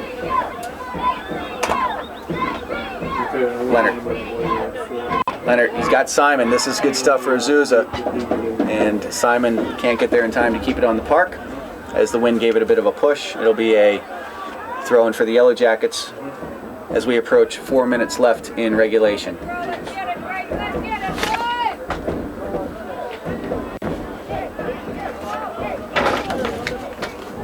Here comes Hayden. Hayden is tackled by Gonzalez. Hayden's kept that in. Hayden can't get by Dallas. Good work by Hayden. And it'll be a throw-in for Azusa. Azusa trying to push the pace now with under 4 minutes. Still no score. And that ball, as Simon tried to draw a penalty kick on Brian Loving. Yeah, not at this stage in the game. And great opportunity here for the Cougars as they have a corner kick. Swung in. Simon underneath it. Falls to Simon's feet. And he can't get a balanced shot off. It is deflected off of Dallas. It'll be a corner kick again for the Cougars. Don't know how the ball can be falling at Simon's feet inside the box, Dan. You got to have him marked up. So Sturm will take this one. Sturm, the hero from last night. Near post. And he had picked out Carcass running at that near post. That was a design play. And it looks like we have an injury down on the field as Filip Prostran. Prostran down for the Yellow Jackets. In the women's match, still 1-1. Azusa Pacific dominating Lindsey Wilson in the shot total. Azusa Pacific with 21 shots to Lindsey Wilson's 8. It's 9 shots on goal to Lindsey Wilson's 3, but the score is 1-1 as they approach the final 6 minutes of play. In regulation, that is. Graceland 3 for 7. Another substitution for Graceland. As VanKuiken will be coming onto the pitch. Prostran will come off for the injured. Prostran is injured and will come off, and VanKuiken will re-enter. It's going to take Prostran a little while to make his way back to the bench. He got hit where it counts. Number 3, Eric VanKuiken. So Prostran gets a sympathetic pat on the back from McBride, as every soccer player has been there at least once, and they can commiserate. So Hayden will, with a strong wind now almost directly at his back, and the rain has really picked up. It's just a beautiful day to be inside. Hayden, a long throw, drills that one into the deck, and Simon can't get there. Loving clears it up the field. And Ricate not at all happy with the referee's decision there, and then the referee trumps him with his protest and brings out the yellow card for Ricate. Yeah, not sure I agree with the referee there, and Ricate's mouth got the better of him on that one as he earns the yellow card. Hayden will take this free kick. Dallas heads it away. Ricate can't get past the second challenge. Ricate will get it back on the pass from Porter. Ricate gets it out wide for VanKuiken. VanKuiken can keep that in. No, he cannot. Final 2.5 minutes here in regulation. It's pretty much a downpour now on the field. Graceland 18 for 17. Callaway tried to go route 1 for Leonard. Leonard can't do much to control that. It'll be a punt off the foot of Unruh. Unruh Gonzalez, and Hayden steps easily in front of Gonzalez. Sturm. It's Graceland hasn't really threatened Azusa since the first couple of minutes of this second half. It's been all Azusa one-way traffic here. The field almost seems tilted from left to right. Callaway to Hayden. Hayden's almost abandoned his defensive responsibilities. It's so much freedom to attack, and he's playing almost as a right wing. Again, Peter steps in front of that clearance intended for Ricate. Diaz is brought down by Sturm. It'll be a free kick with a minute and a half to go in regulation. Diaz wanting a yellow card there as he felt he was kicked in the thigh. So for all intents and purposes, we are currently in sudden death overtime with actually a minute and 15 seconds remaining in regulation. But a pretty good feeling that next goal wins at this juncture. Carcass very smoothly combines with Callaway. Callaway's pass intended for Simon, won't find him. In the second half. Diaz keeps that in. Ricate trying to run circles around there, trying to figure out what the wind's going to do with that ball, and here comes Keller. Keller for Leonard. Leonard gets away from Loving. Leonard duels with Nick Gay. Leonard gets it out wide. Here to Hayden. I'm sorry, to Sturm. That one is cleared away. 35 seconds remaining in regulation, and Azusa throwing caution to the wind now. Hayden. Still Hayden. 0-0. And 30 seconds to go. Stepped in front of, and here come the Yellow Jackets. Yeah. And Klaus sends Ricate on a mission down that right side. If nothing else, it'll force Azusa to come up from deep in their own end. And the referee would be wise to let this 10 seconds play out. 6, and he does. 4. So at the end of regulation, still no score. We're going to take a 5-minute break, and we'll be back with the first 10-minute period of sudden death overtime as we prepare to kick off the first of what could be 2 10-minute sudden death overtime periods. Graceland, I'm guessing, won the coin toss as they are now attacking with their back to the wind. They want to finish it early here. Azusa maybe expending a little more energy than they wanted to at that half without getting any result, but the fact remains we're still here at 0-0. And not to be outdone on the women's side, they're going to go to overtime to decide their national champion as well. As Azusa Pacific and Lindsay Wilson stand knotted at 1-1 in the women's national final. So Azusa Pacific, Stephen Lenhart screaming at his teammates right now at the center circle. So, boys, we've been here before. This is our turn. Let's finish the job. Keller. Out wide to Hayden. Hayden, who did an awful lot of attacking in that latter part of that second half. Simon, low bridge by Brian Loving. Play on, says the referee. Ivaldi's header. Gonzalez. Good chase by Keller. Keller loses out on that to Prostran. Prostran looks like he may have taken a knock there, but he won a free kick for his team. Big chance for the Yellow Jackets here with the wind at their back. This ball is definitely going into the box, and keeper's got to beware because the ground is slick after the rain. They've got to deliver a quality ball here. They at least have to give their attackers a chance to put the ball in the net. Difficult angle to play it in from. It's not dead center with the goal, but it's not off at much of an angle. So here's the delivery, line drive, and Peter's got his head to that. It's still in the Azusa box, and Callaway clears. The referee spotted a foul off the ball. It'll be a free kick for Azusa Pacific, and Azusa dodges the first bullet of the overtime.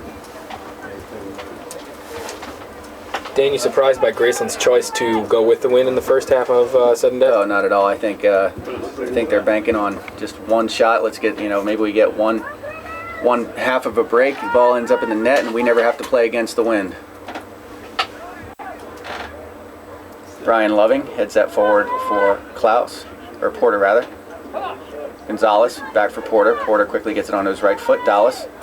For Ivaldi. Ivaldi flicks it on for Gonzalez. Gonzalez cuts past one challenge. Gonzalez for Ivaldi. Can Ivaldi get there? Ivaldi does well. He's got Prostran on this right side, and huge defensive play there by Windblad to break that up at least momentarily. This is Porter for Gonzalez. Porter thumped after he delivered that pass, and Gonzalez took a long shot. It caused a bit of a problem as the goalkeeper Crawford didn't handle it cleanly. Yeah, everything's wet out there. The rain continues to come down. Leonard flicks that one on for Simon. Simon downs by Gay, and Simon again backs into his defender and calmly brings the ball back down under control. Simon back for Hayden. Evaldi. Porter for Gonzalez. Gonzalez, good surface choice there as he toes one across the park to Prostran. Prostran has that one swatted off of his foot by Skelly Keller. And Diaz will take the throw in.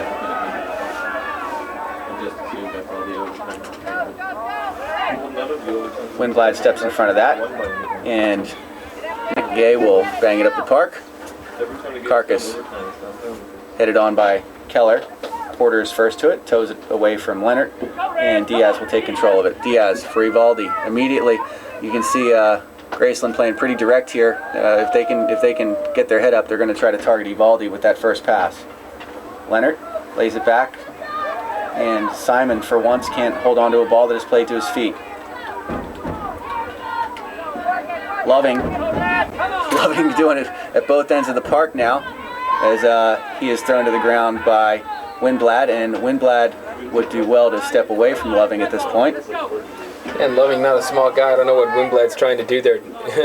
Brett's not going to be intimidated by anything on the pitch. Okay, I'm impressed right now. If this match ended, if it stays scoreless, I think there's only one real candidate for man of the match, maybe two, maybe the goalkeeper Unruh, but Brett Loving has been an absolute stop sign in the Graceland defense. Loving can't get to that. It falls. What a strike! And Porter with a volley from about 30 yards, and it skipped in front of the goalkeeper Crawford, and Crawford did well not to give up a rebound. Crawford's punt, however, leaves a lot to be desired, and Prostran will gather it. Prostran cuts inside of Simon, and Simon brings him down. And Simon says, "I cannot believe you call foul on me."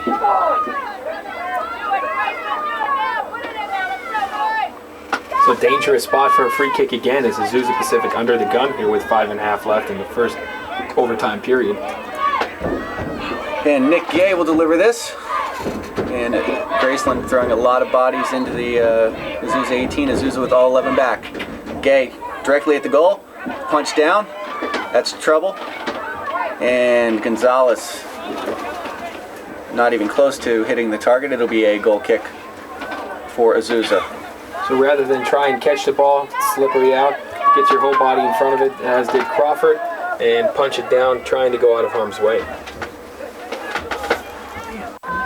Good win by Prostran, and you can see what an impact the wind is having. As Azusa, who had all of the play in the second half, now facing the wind, are struggling to get out of their own end of the field.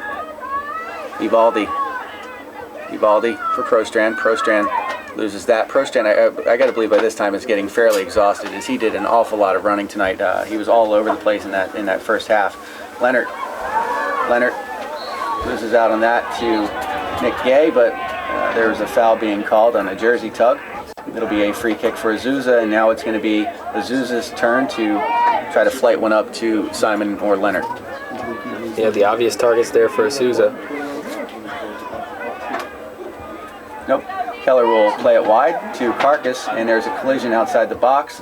Carcass goes to the back stick with that, and Prostran had tangled with one of the Azusa attackers. Prostran hit the ground hard, and yeah, but I'll tell you what, good pace on that ball from the outside, as might have caught Unruh off guard if it was on target. Unruh's goal kick. Brian Loving is going to lose that. This is Simon. Simon with Leonard running, and Nick Gay did well to get a foot in there. Evaldi brings it down. Evaldi lays it back for Gonzalez. Gonzalez' return ball isn't going to find its target. Evaldi and Hayden shoulder charge each other. It'll be a throw-in for Graceland.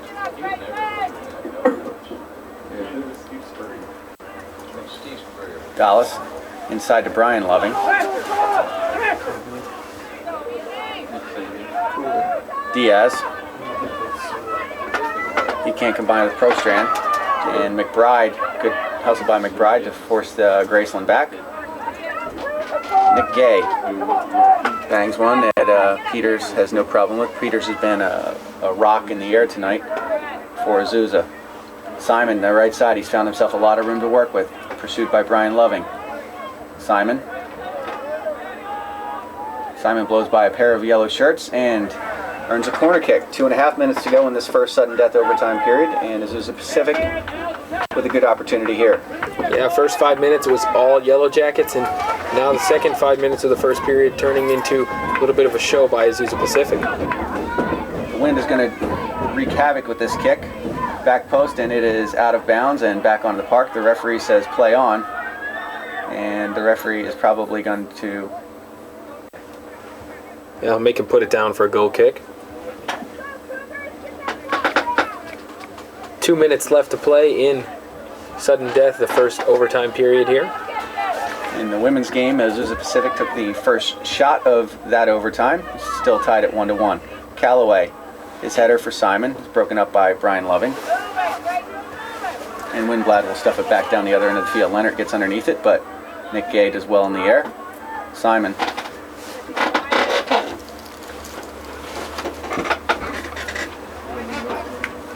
It'll be a throw-in for Graceland.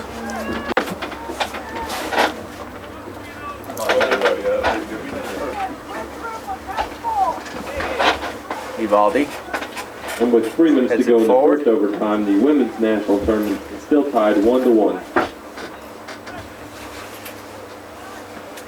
Simon and Porter and Brian Loving is going to be called for the foul, and Simon's earning his pay tonight. Yeah, moving up and down the pitch, he's playing out of the midfield, playing up top, and pretty much do it all on the offensive side of the field. And every time he gets on the ball, he's taking a shot from one of the Graceland defenders.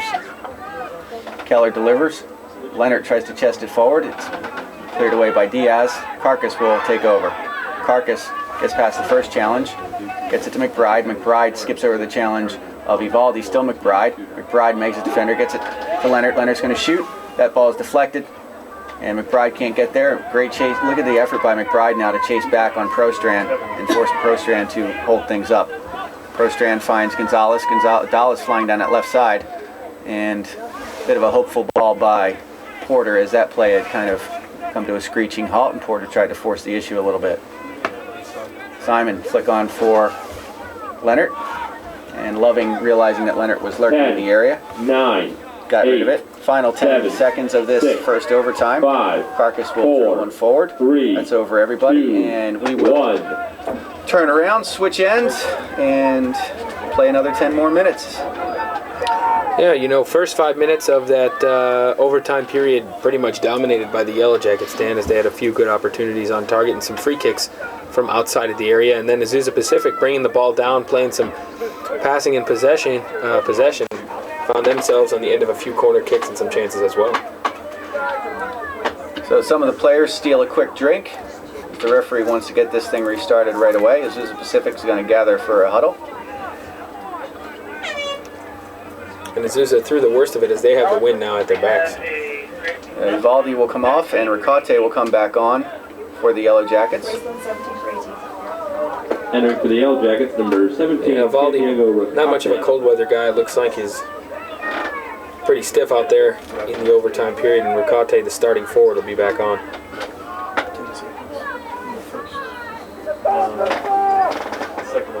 This is Porter to Dallas.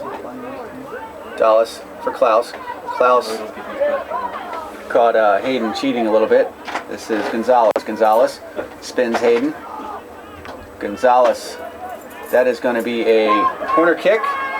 So just 20 seconds into this second overtime period, and here come the Graceland players as they're throwing everybody forward right now. I'm surprised that Dallas is being left so far back.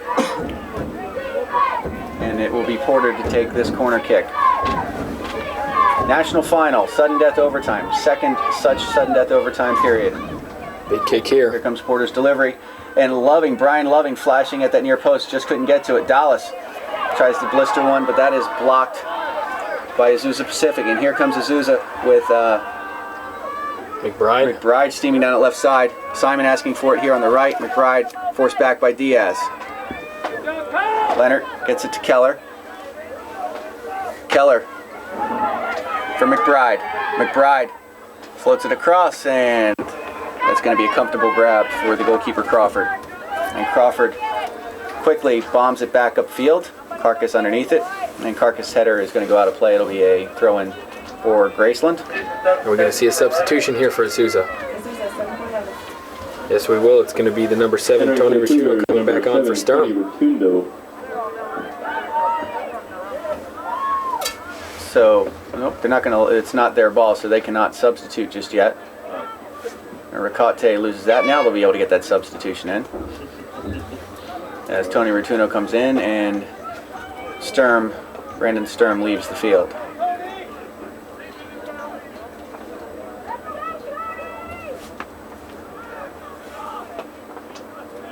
Keller on the right side to Hayden. Rotuno lays it back for Hayden.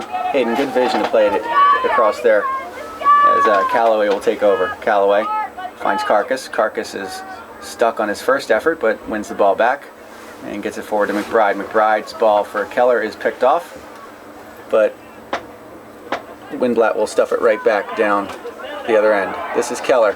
Keller with some room to work now. Still Keller. Keller takes a shot. It's deflected, and it's going to be a corner kick. And the Azusa fans come to life. So Skelly Keller will take this corner kick. We are 7 minutes away from the national championship being decided by penalty kicks. Let's see what Azusa can do here. Near post, skims across to everybody. Simon shoots. Just wide, big, it looked like a save. Diaz with his boot tucked it just wide of the post. And that was inches away from deciding our national champion. Good job staying on your spot, Diaz. It looks like McBride will take this.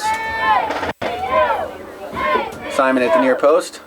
That one is one away. I'm sorry, that wasn't Simon, that was Windblad, the central defender who had come forward. Throw in for Azusa. Azusa really turning the screws now. They want to get this game over with before penalty kicks. Ricate. And again, just no real attacking presence for Graceland with the absence of Souter. You know, Graceland, they don't have that one player up front who can kind of, you can get the ball to and cause a lot of havoc. And no post player per se, as I was just about to say. Simon is looking like an NBA center or forward coming up to the post, you know, checking back and making sure that... Here he comes. This is Simon. And Brett Loving, again, Brett. The answer to Sven Simon. Tony Rotuno. Back to Hayden. Hayden chips one up. Loving underneath it. Loving heads it forward. Porter will turn it further up the field. And Gonzalez. Again, just nothing really, nothing much going on for Graceland in the way of an attack. The highest player, Ricate, blanketed by 3 Azusa Pacific players. Yeah, they're pretty much surviving the last 5 minutes of this overtime period rather than being active. And Brett Loving crashing through Leonard. And just, again, happy to bomb it up the field. Oh, Ricate causing some problems for Windblatt. And Ricate, and there's a foul, and then... then Hayden's boot came up and looked like it clipped the inside of the knee of Prostran, and Prostran went tumbling. Yeah, Ricate, the victim of less muscle on that one, as Windblad shoved Ricate into the back of Hayden, and nothing really intentional there. Here comes Carcass down that left side. Carcass stepped in front of nicely by Nick Gay. That's going to roll out of bounds. It'll be a goal kick. Nice piece of defending there by the Graceland Yellow Jacket. You're going to see Ricate exit. So Ivaldi will check back in. Entering for the Yellow Jackets, number 18, Fabrizio Ivaldi. Ivaldi in. Ricate off. Ivaldi gives chase. And I think that may be what's asked of this Graceland attackers right now, is just make it a little bit more difficult for the Cougars to get out of their own end and knock some time off and get us to penalty kicks. Yeah, ball played in space. Nothing really doing there, as Dan has explained earlier. Yellow Jackets pretty much just hanging back, content to defend behind the ball, as no real ability to mount any attack up top. Less than 4 minutes remaining in this second sudden death overtime period. If we do not have a winner, we will decide our national champion via the penalty kick shootout. Brett Loving, and yeah, Graceland looks like they're content to try to hold down the fort here for the next 3 minutes and 43 seconds. And the combination of Brett and Brian Loving win that one away. Porter for Gonzalez. Gonzalez immediately greeted by Carcass. And McBride will take over for Azusa. McBride combines with Callaway, and then McBride is run off by a pair of Yellow Jackets, and Gonzalez duels with the Azusa defenders, and Windblad steers that one up the park. Windblad was fouled by Evaldi, and it'll be a free kick for Azusa with now 3 minutes remaining in this second sudden death overtime.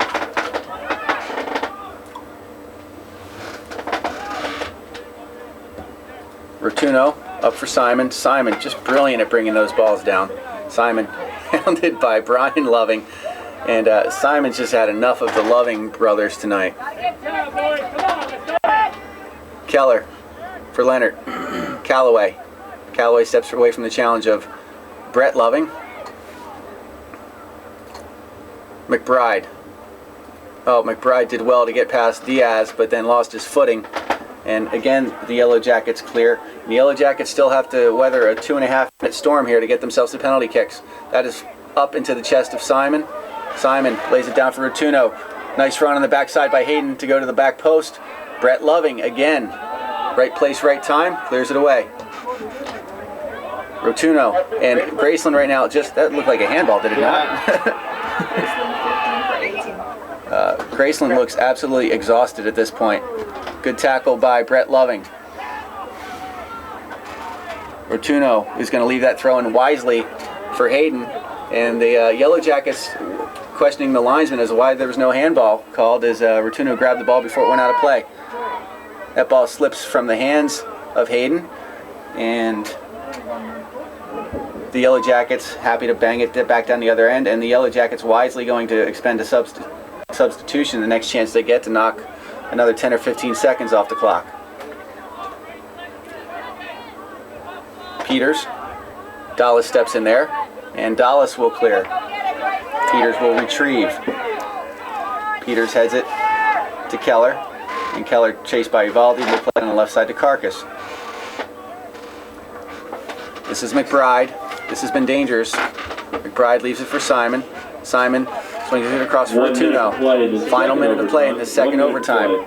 That ball held in nicely by Hayden, and Hayden turns the corner. Hayden with a cross, and that one is off the backside of Porter. It'll be a corner kick with 45 seconds remaining.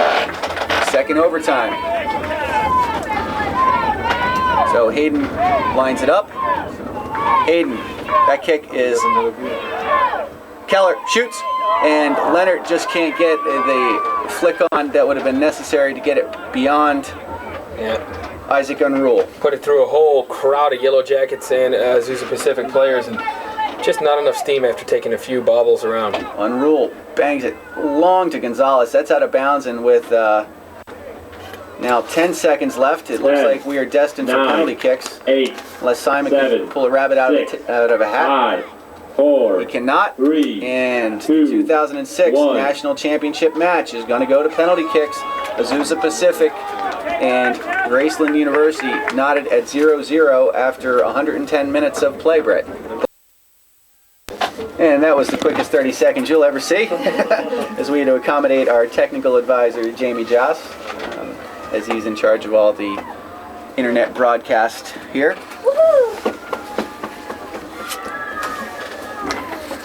So, 10 shooters for each team take the field, and it looks like Azusa will be the first team to shoot as Isaac Unruh steps between the pipes for the Yellow Jackets. And it looks like Skelly Keller will be the first shooter for the Cougars. So Keller, they're switching up the lineup a bit. He actually did not shoot for Azusa in their last penalty kick shootout. Just hard to believe because 9 players did. Yeah. So Keller steps up first. Unruh, an intimidating figure in that net. Azusa was dynamite with their penalty kicks. They made their first 8 attempts before their 9th one was saved in their last shootout. Keller against Unruh. Keller steps up, and wow, as Unruh had guessed the right direction, and Keller left himself no margin for error there as he skirted that one just inside the post, just past the hand of Unruh. Kind of duffed it. It was like a bouncer going into the left side of the net, huh? Yeah, there was enough room between the post and Unruh's hand to fit a soccer ball and nothing more, and that's exactly where that shot went. So it looks, I can't tell who this shooter is for. Klaus. Number 8, Klaus. Klaus for Graceland. Klaus. And Klaus goes to the goalkeeper's left, and we are knotted at 1 apiece. So apparently they left off where they had gone after our last game, Azusa Pacific, starting again at the top of the lineup now with number 11, Brandon Sturm. And Sturm last time went to the right side, so let's see what we can expect here. Sturm against Unruh. Oh, right down the middle as Unruh guessed to his left, and Sturm pretty much went right down Route 1. And Brett Loving will be the next shooter, and it almost an gosh, I don't even want to say it. I don't want to jinx him. No, I know. Brett Loving, stellar defensive effort tonight as he bottled up Simon and Lenhart for 110 minutes, which nobody else has been able to do. Loving steps up the left footer, and he buries his shot away from the goalkeeper, Crawford. We are knotted up at 2 apiece. Yeah, you had to know that one was coming. And I was going to say, it was so many times we've seen the player have such a tremendous match during regulation in the overtimes, only to miss his kick. Joel Miller for Goshen comes to mind, who had an outstanding first-round match for his team. Was player of the match by unanimous choice here in the booth, and then was unfortunate to miss his penalty kick. So Sven Simon, the leading scorer, one of the leading scorers for Azusa Pacific, and who's had an exceptional tournament, will be the next shooter as he faces off with Unruh. Simon. And Unruh got both hands to it. A little bit of a change-up thrown by Simon as he took a lot of pace off of it, kind of let Unruh dive out of the way, and I think no one is breathing easier than Sven Simon right now as he nearly got caught getting a little bit cheeky there. I'll tell you, that's exactly what he did last time, took pace off of the ball, and just last time's ball was in the upper 90 where the goalkeeper wasn't able to reach it. So same thing for Sven Simon on that one. So Porter will be the next shooter for the Yellow Jackets, and he will hope to tie this up at 3 apiece. Porter against Crawford. And a great strike low into the left side by Porter, and even though Crawford had guessed the right way, he had no chance at that one. 3-3 as Christoph steps up for the Cougars. He was one of the few that didn't take one last time either. So Christoph against Unruh. Unruh has come very close to getting to 2 of these. Christoph going to take a big run up. Christoph. And Christoph calmly passes it into the lower right side and gives his team a 4-3 advantage to keep the pressure on the Yellow Jackets, as number 17, Ricotte, will be the next shooter. Ricotte pretty much the only player for the Yellow Jackets to stay in one position throughout this tournament. Ricotte against Crawford. Goal, as Crawford had guessed the wrong way, and Ricotte made no mistake. Ricotte gives some encouragement to the goalkeeper Unruh here, as Azusa Pacific now their 5th and final shooter of this first round. If we remain tied after 5, we go to sudden death penalty kicks. The first team to take a lead after equal chances will be the winner. Lower left last time for Leonard. Leonard. Unruh guesses to his right, and Leonard waited him out and stuck it to the goalkeeper's left. So you can see some studying done by the keeper there as he also went to the shooter's left. But Leonard switching it up goes to the right. It was 8. Oh, that wasn't Leonard, that was McBride. Okay. We thought it was 18, it was actually 8. And this is Serrata for Graceland. Serrata. Nice finish by Serrata. And after 10 shooters, we are tied at 5-5 in Azusa Pacific. Deja vu all over again.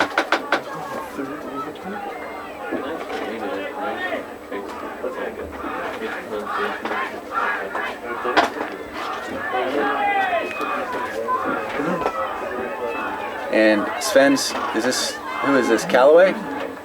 It's hard to see those small numbers. Number 7. So 7 is Rotuno. Rotuno's shot is saved, and now Graceland is 1 kick away from its first national championship. Dan, you and I both said we expected a save out of Unruh. And Prostran, who had a fabulous first half and was very good in much of the second half, he quieted down as the game went on. I think he just kind of wore himself down. But Prostran will have a chance to put Graceland into the record books as the 2006 national champion. Having not been here since '79, this would be some feat. Prostran versus Crawford. Crawford needs a save or this thing is over. Prostran steps up and save. Not a well-taken kick at all by Prostran, and that was easy picking for Crawford. I think Prostran may have psyched himself out a little bit there, but his teammates telling him to come back. He's thought about it, took a long stutter step, run up, and just put it softly at the middle of the goal. And now it is Carcass, left back, who's had a great tournament. Carcass shoots, and Carcass' shot is saved.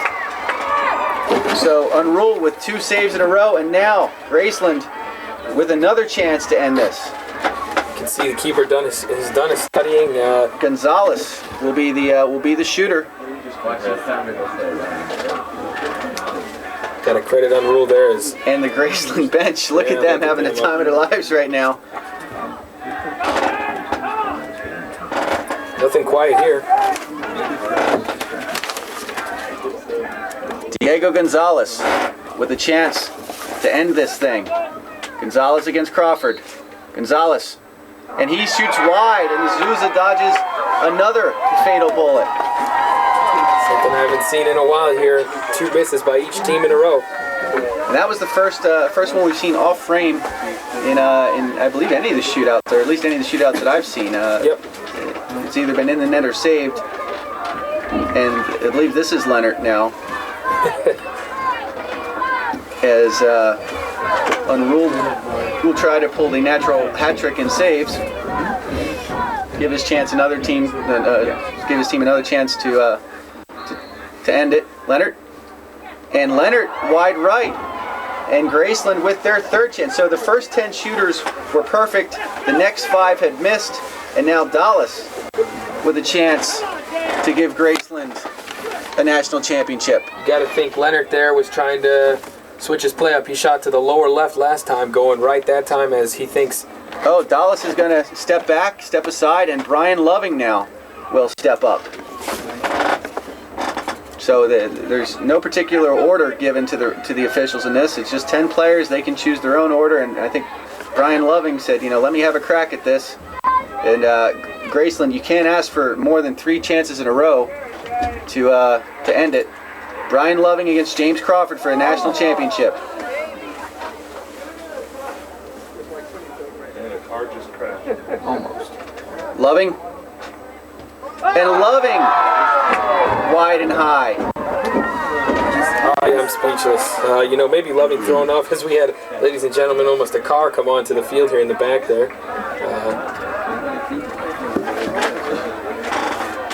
Getting out of control on the wet pavement. Oh, wow. Nonetheless, Loving put it over.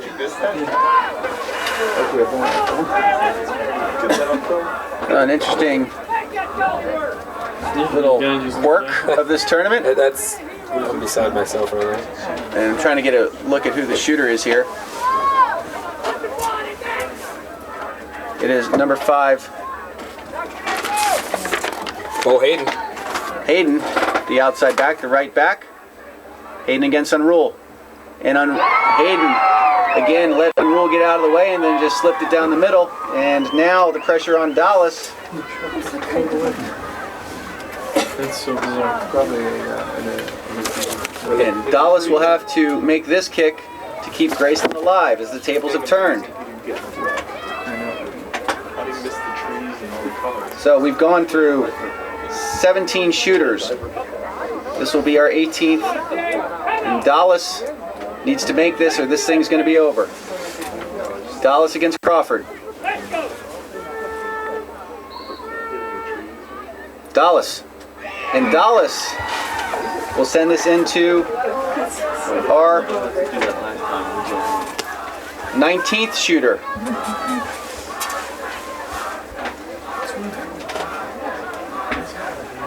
We have here the number 11, huh? Yes, is it? I can't see. I can't make it. Yeah, the numbers are really small in the back of their jerseys from the press box. Yeah, it is number 11. 17? Okay, 17. Callaway, the center midfielder. Callaway shoots, and another save.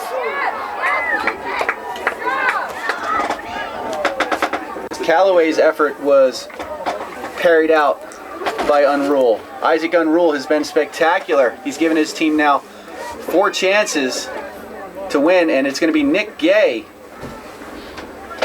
with the chance to be the hero for Graceland.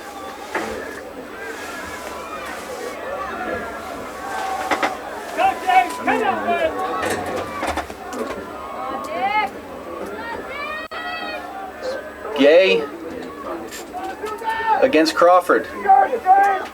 Possibly a national title to be determined. Gay shoots, Gay scores, and it's over. Graceland University out of Iowa is the 2006 national champion, and the fans mob the field. Absolute pandemonium. It's bedlam as Nick Gay finally, after Graceland had blown 3 chances to end this penalty kick shootout, has won, and Azusa Pacific is a bridesmaid for the 2nd year in a row. A fantastic tournament by the Cougars, and they are absolutely devastated. Ruben Ruelas, the right back who had broken his leg in an earlier contest, is mobbed by his teammates. Yellow shirts all over the field. Absolute ecstasy for the Yellow Jackets. Devastation for the Cougars. Yeah, you know, you never want to go out this way, but let's remember, Graceland came into this tournament as the number 2 seed and really never relinquished that. So it took 20 shooters before Graceland University comes away with a 7-6 penalty kick shootout victory. And the underdogs, I mean, let's face it, they played this game, they were already missing 3 of their starters for this match, and including the Offensive Player of the Year in Souter, and a team that has just come through time after time against the odds, has done it once again, as they have ousted Azusa Pacific, and the Cougars, dejected, absolutely beside themselves. Who can blame them? But they can leave with their heads held high. They've had an amazing season and a heck of a national championship tournament. And they've treated us all to some superb soccer all over the field. Yeah, and how about Unruh not allowing a single goal all tournament, coming into the national final, and does the same here, giving his team 4 opportunities to win, and it is on the 4th opportunity that he gave them that they did win this match. So in a penalty kick shootout that it appeared neither team wanted to win, finally Nick Gay steps up and plants one past James Crawford, and Graceland University is our 2006 national champions. We're going to stay right here as for the awarding of the national championship trophy, and absolute pandemonium for the Yellow Jackets, and you deserve all that. And, coming into this game, Dan, they lost Souter, they lost Ruelas, they lost a couple big guys Rinaldi out of their lineup. Rinaldi was the goal scorer for them against Milligan, so pretty outstanding job after having 3 of their top guys down. They just walked off the field, so all the fans were running on it. Fantastic stuff right now. This is a once-in-a-lifetime moment for the Yellow Jackets, and they are absolutely loving it, and who can blame them? And for Azusa Pacific, after a fantastic run, they're going to have to gather themselves, get back together, and give it another run for next year. Final statistics, Azusa Pacific with an overall edge in shots of 16-10. Graceland only managed 5 shots after the halftime break, 3 of them coming into the overtime when they had that strong wind at their back. Corner kicks 11-4 in favor of Azusa. And saves favored Isaac Unruh 5-3 over James Crawford in a game that saw 31 fouls. Graceland called for 18, Azusa Pacific for 13, and my choice for man of the match is going to be Brett Loving. Yeah, I totally agree with you. I know Unruh made a lot of great saves, but Brett Loving all over the pitch tonight. He shut down Simon and Leonard. And he even converted his penalty kick. What a fantastic showing by Brett Loving, and both of the Loving brothers had great games, as they had a Herculean task of shutting down Simon and Leonard, which no team in this tournament has been able to do yet. And the Azusa Pacific players come over to thank their fans. Yep. That's it.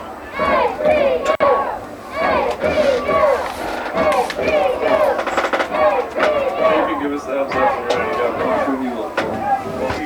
And the women's national championship, I believe, they will not go to penalty kicks, as they are in their 4th overtime. If I recall, on the women's side, there is a rule that the national final will not be decided by penalty kicks.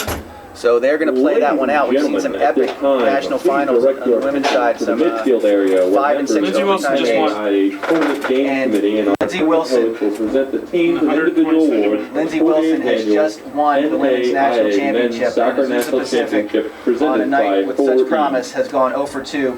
Lindsay Wilson scoring in the 122nd minute, goal by Christine Peterson, has won Lindsay Wilson its 2nd national championship. And all of the many volunteers on an outstanding national championship. Go ahead, we didn't. So we're going to committee representative get the awards, the individual awards, and then the presentation of the team trophy. Second place, individual awards for our runner-up team, the Cougars from Azusa Pacific University. The Azusa Cougars will step up to receive the players and coaches. Please come forward as their names are called to receive individual their awards.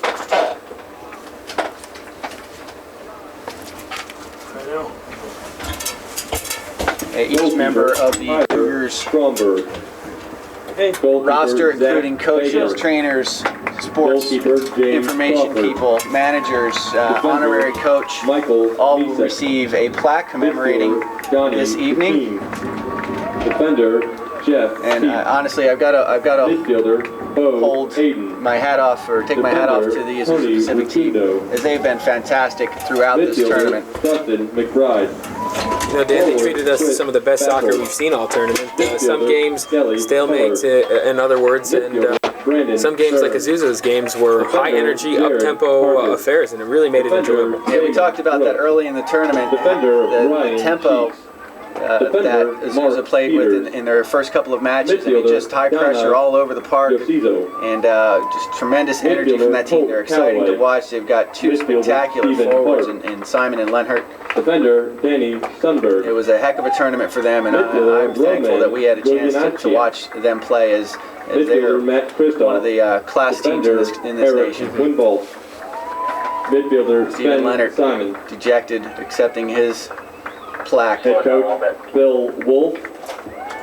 Assistant coach David Bloomquist. Assistant coach George Coaches now little bit. coming up to accept their awards. Coach Phil Wolf, his second year in a row leading his team to this moment. And you put a fine team on the field, Coach The NAIA and Embry-Riddle Aeronautical University would also like to present awards to the honorary coaches Jay and Shailesh Patel and thank them for their support throughout the tournament.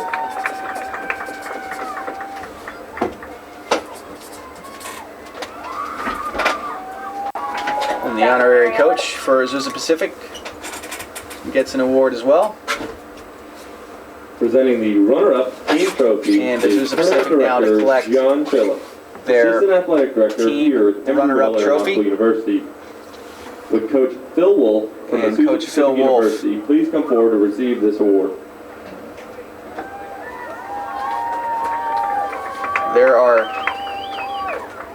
210 teams that would rather be in Azusa Pacific's place right now. And it's kind of hard to realize that when you're coming up to take that second place trophy after putting together such a fantastic season and national tournament. The outstanding individual performance. We're going to recognize some individual players now with the all-tournament team. With the announcement of the all-tournament team. The all-tournament team is selected by the National Tournament Games Committee and selected members of the media. With the honorees in attendance, please come forward as your name is announced. An all-tournament goalkeeper from Graceland, Isaac Unruh. So Isaac Unruh, an all-tournament goalkeeper from William Jewell, and deservedly so, as is Andy Shields from William Jewell. Both were spectacular throughout the tournament. Shields pulled off a lot of heroics in the 2 penalty kick wins. Defenders now. A back from William Jewell, Josh Howard. A back from Weber International, Jared Carcass, the left back Curtis. from Azusa Pacific, accepts his award. A back from Josh Howard from William Jewell. Craig Curtis from Weber International, another Final Four. And Brett Loving from Graceland from Azusa Pacific, steps up and deservedly so as one of the tournament's top defenders. In the midfield, Skelly Keller from Azusa Pacific, the number 10, the playmaker for Azusa. A midfielder from Graceland, Kevin Souter. To the all-tournament team, Kevin Souter, who was fantastic for Graceland. Even though he didn't get to play in this match, he was one of the stars, one of the shining lights of this tournament. From Rio Grande, a real testament to him that having not even played in this match, that he is selected to this team. He's really exciting player. Him and Klaus did pretty amazing things in the field. They're one of the two from couples per se. Ben Simon. And Azusa Pacific is going to have 2 forwards on this all-tournament team, as both Sven Simon and Stephen Leonard have been from Weber voted International, to the honorary team, and deservedly so. They were by far the most dangerous attacking combination in this tournament. Stephen Lenhart. With a tremendous understanding, Simon has collected his award, and now Stephen Leonard will come up to collect his. A forward from Northwood University, Jonas Sikala, who had an amazing game, scoring 3 unanswered goals to knock off the tournament's number 1 seed, Auburn University Montgomery. Yeah, definitely deserving of a all-tournament selection. Next special invitational award are the 2006 NAIA Outstanding Offensive and Defensive Player Awards. It's delayed. And the tournament's most valuable player. Defensive player presenting these awards is of the tournament of the NAIA Men's Soccer Coaches Association, Coach Pat Clemens from Cardinals Grid University Unruh or Loving, Milwaukee, Wisconsin. As the defensive. It's hard to choose between those two. Player. The 2006 NAIA National Tournament Outstanding Defensive Player Award goes to goalkeeper Isaac Unruh. It is Isaac Unruh from Graceland University with 3 saves in the penalty kick shootout, as well as a tournament where he didn't concede a single goal. Offensive Player Award of this year's tournament. Outstanding defensive player. Stephen Lenhart from Azusa Pacific. And Stephen Lenhart is the tournament's outstanding offensive player, and he doesn't look too thrilled about stepping up to receive that award. The most valuable player of the 48th Annual National Championship is goalkeeper Isaac Unruh. Isaac Unruh is voted as the tournament's most valuable player. That's quite a testament to earn that award from the goalkeeper position. But again, going through the tournament, 0 goals against. Yeah. Why not? Absolutely, that's hard to do. And it's also a testament to their defense. Intercollegiate Soccer Officials Association would like to recognize this year's recipient of the NISOA/NAIA Nell Dahlquist Memorial Nels Sportsmanship Dahlquist Award. Memorial Team Sportsmanship The Dahlquist Award. Award is given annually to the team which exhibits the highest level of sportsmanship throughout the championship. The winner of this award is selected annually by the tournament referees and members of the Tournament Games Committee. The 2006 Nels Dahlquist Memorial Team Sportsmanship Award is Azusa Pacific. So the Team Sportsmanship Award goes to Azusa Pacific. The Cougars are coached by Phil Wolf. And that's a tremendous award to leave here with. Congratulations, That is Coach Phil put Wolf on by the and the referees Cougars and the of Tournament Azusa Games Pacific. Committee. And that's really a testament to a very classy program that Azusa Pacific runs.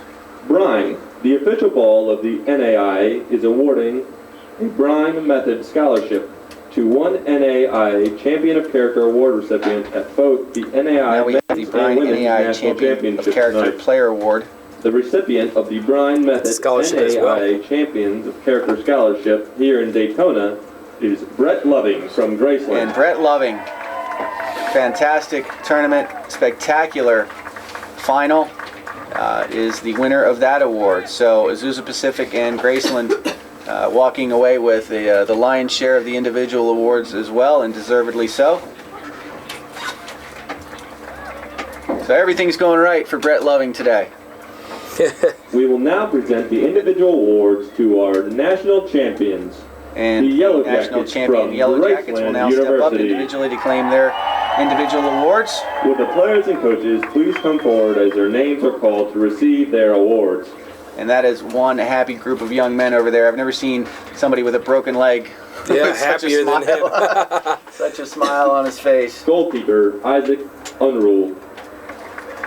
Goalkeeper will lead the Carlos procession. Ortiz. It's been a heck of a tournament, Blake. Ruben Yeah, we've been treated to some world-class soccer. It's just been outstanding what we've been able to see here. What do you got? Any votes for and Ruben Ruelas Defender Stefan wheeling himself Dallas. forward to accept this award? Just absolutely thrilled. Any votes for goal of the tournament? Goal of the tournament. Well, Midfielder there's a Brett few that come to Porter. mind, but off the foot of, let's see here. Okay, I'm going to have to give it to Kieran Jones of Weber. Kieran Jones with that screaming volley from Midfielder. 35 5 yards. yards out. Wow. I won't forget that one. Also, the free kick that Brett Loving put in, it came at a crucial time, and I know it's not one of the most spectacular goals, but from 25 yards out to put it right over the wall and into the back of the net, that's pretty outstanding too. I think mine would be Midfielder between Brett Kieran Loving. Jones of Weber and then also Jimmy Barry's goal for Embry Riddle. Yeah. As Barry received the ball Midfielder back to Daniel goal from Plaza. about 35 yards out, knocked it up with his first touch, and then Defender spun and hit a Asi side Diaz. volley, screaming over the goalkeeper into the far side netting. That was a Midfielder very memorable Facundo moment for Rinaldi. this announcer. All right, well, let's pick one. We got to pick Forward one. Francisco Serrata. You know, I'm gonna go. Just on pure skill, I gotta believe Defender Jimmy Barry's Diego finish. Gonzalez. Okay, yeah, I'll go with that. That one even didn't pass my mind, and it was the right time for it too. Forward, Yeah, outstanding Santiago goal by Jimmy Barry on that one. He didn't even look at the net when he shot it. Forward, Pretty much just spun and hit it. The fact that he started with his back to goal, flicked it up with that Yeah. first touch, and he knew Forward, where he was Brett going the whole Loving. time, and he delivered. It was an Defender, ambitious Greg attempt, and he Tupac. delivered. So, Jimmy Barry, congratulations, as Goalkeeper Matthew Nuttall. instated ourselves with the power to award the goal of the tournament, and Head you're coach, the goal Joseph. scorer of the tournament. Assistant coach Edson Ortiz. Athletic trainer Amy Moran. And the coaching staff now receiving their awards, and just in a moment we'll have the presentation of the major hardware, the National Championship Trophy. The NAIA and Embry-Riddle Aeronautical University would also like to present awards to the honorary coaches, Mike and Will Crotty. And thank Mike them and for Will their support Crotty, the throughout the honorary tournament. coaches, also receive an award for the Yellow Jackets. And this is the moment they've been waiting. Games Committee Chair Pat Clemens and Tournament Director John Phillip will now present the NAIA National Championship Presentation Trophy of to head the coach National Ivan Joseph Championship from Graceland University. Trophy. I can't do anything. Her umbrella flew off and she... And Ruben Ruelas accompanying his coach to accept the National Championship Trophy. And look at the smile on that young man's face as he shakes hands with John Phillips and Scott McClure. And Ruelas raises it high to the sky, and here come his teammates, and this is a fantastic moment. And that picture is worth 1,000 words right there. Yeah, you know, they've been really in support of Ruelas throughout the whole tournament after he was hurt, and now for this to be accomplished by them is pretty worthy. So now present the traditional national. So Graceland, which has withstood the tournament's worst moment, the disastrous injury to Ruelas, now is the recipient of the tournament's best moment, the national championship trophy and the banner to go with it. And that's going to hang at Graceland for decades and decades and decades to come. And congratulations to the Graceland University Yellow Jackets. It's been a pleasure. Blake Hughes and I have done nearly all of the 19 games of this tournament, and we want to thank every one of you for joining us tonight and throughout the tournament. It's been an honor. Thank you very much. We hope to be hosting the Women's Soccer National Tournament in 2007 here at Embry-Riddle. And for Blake Hughes, this is Dan Blank. Thanks for joining us. Have a great night. Congratulations, Yellow Jackets. Thank you. They won.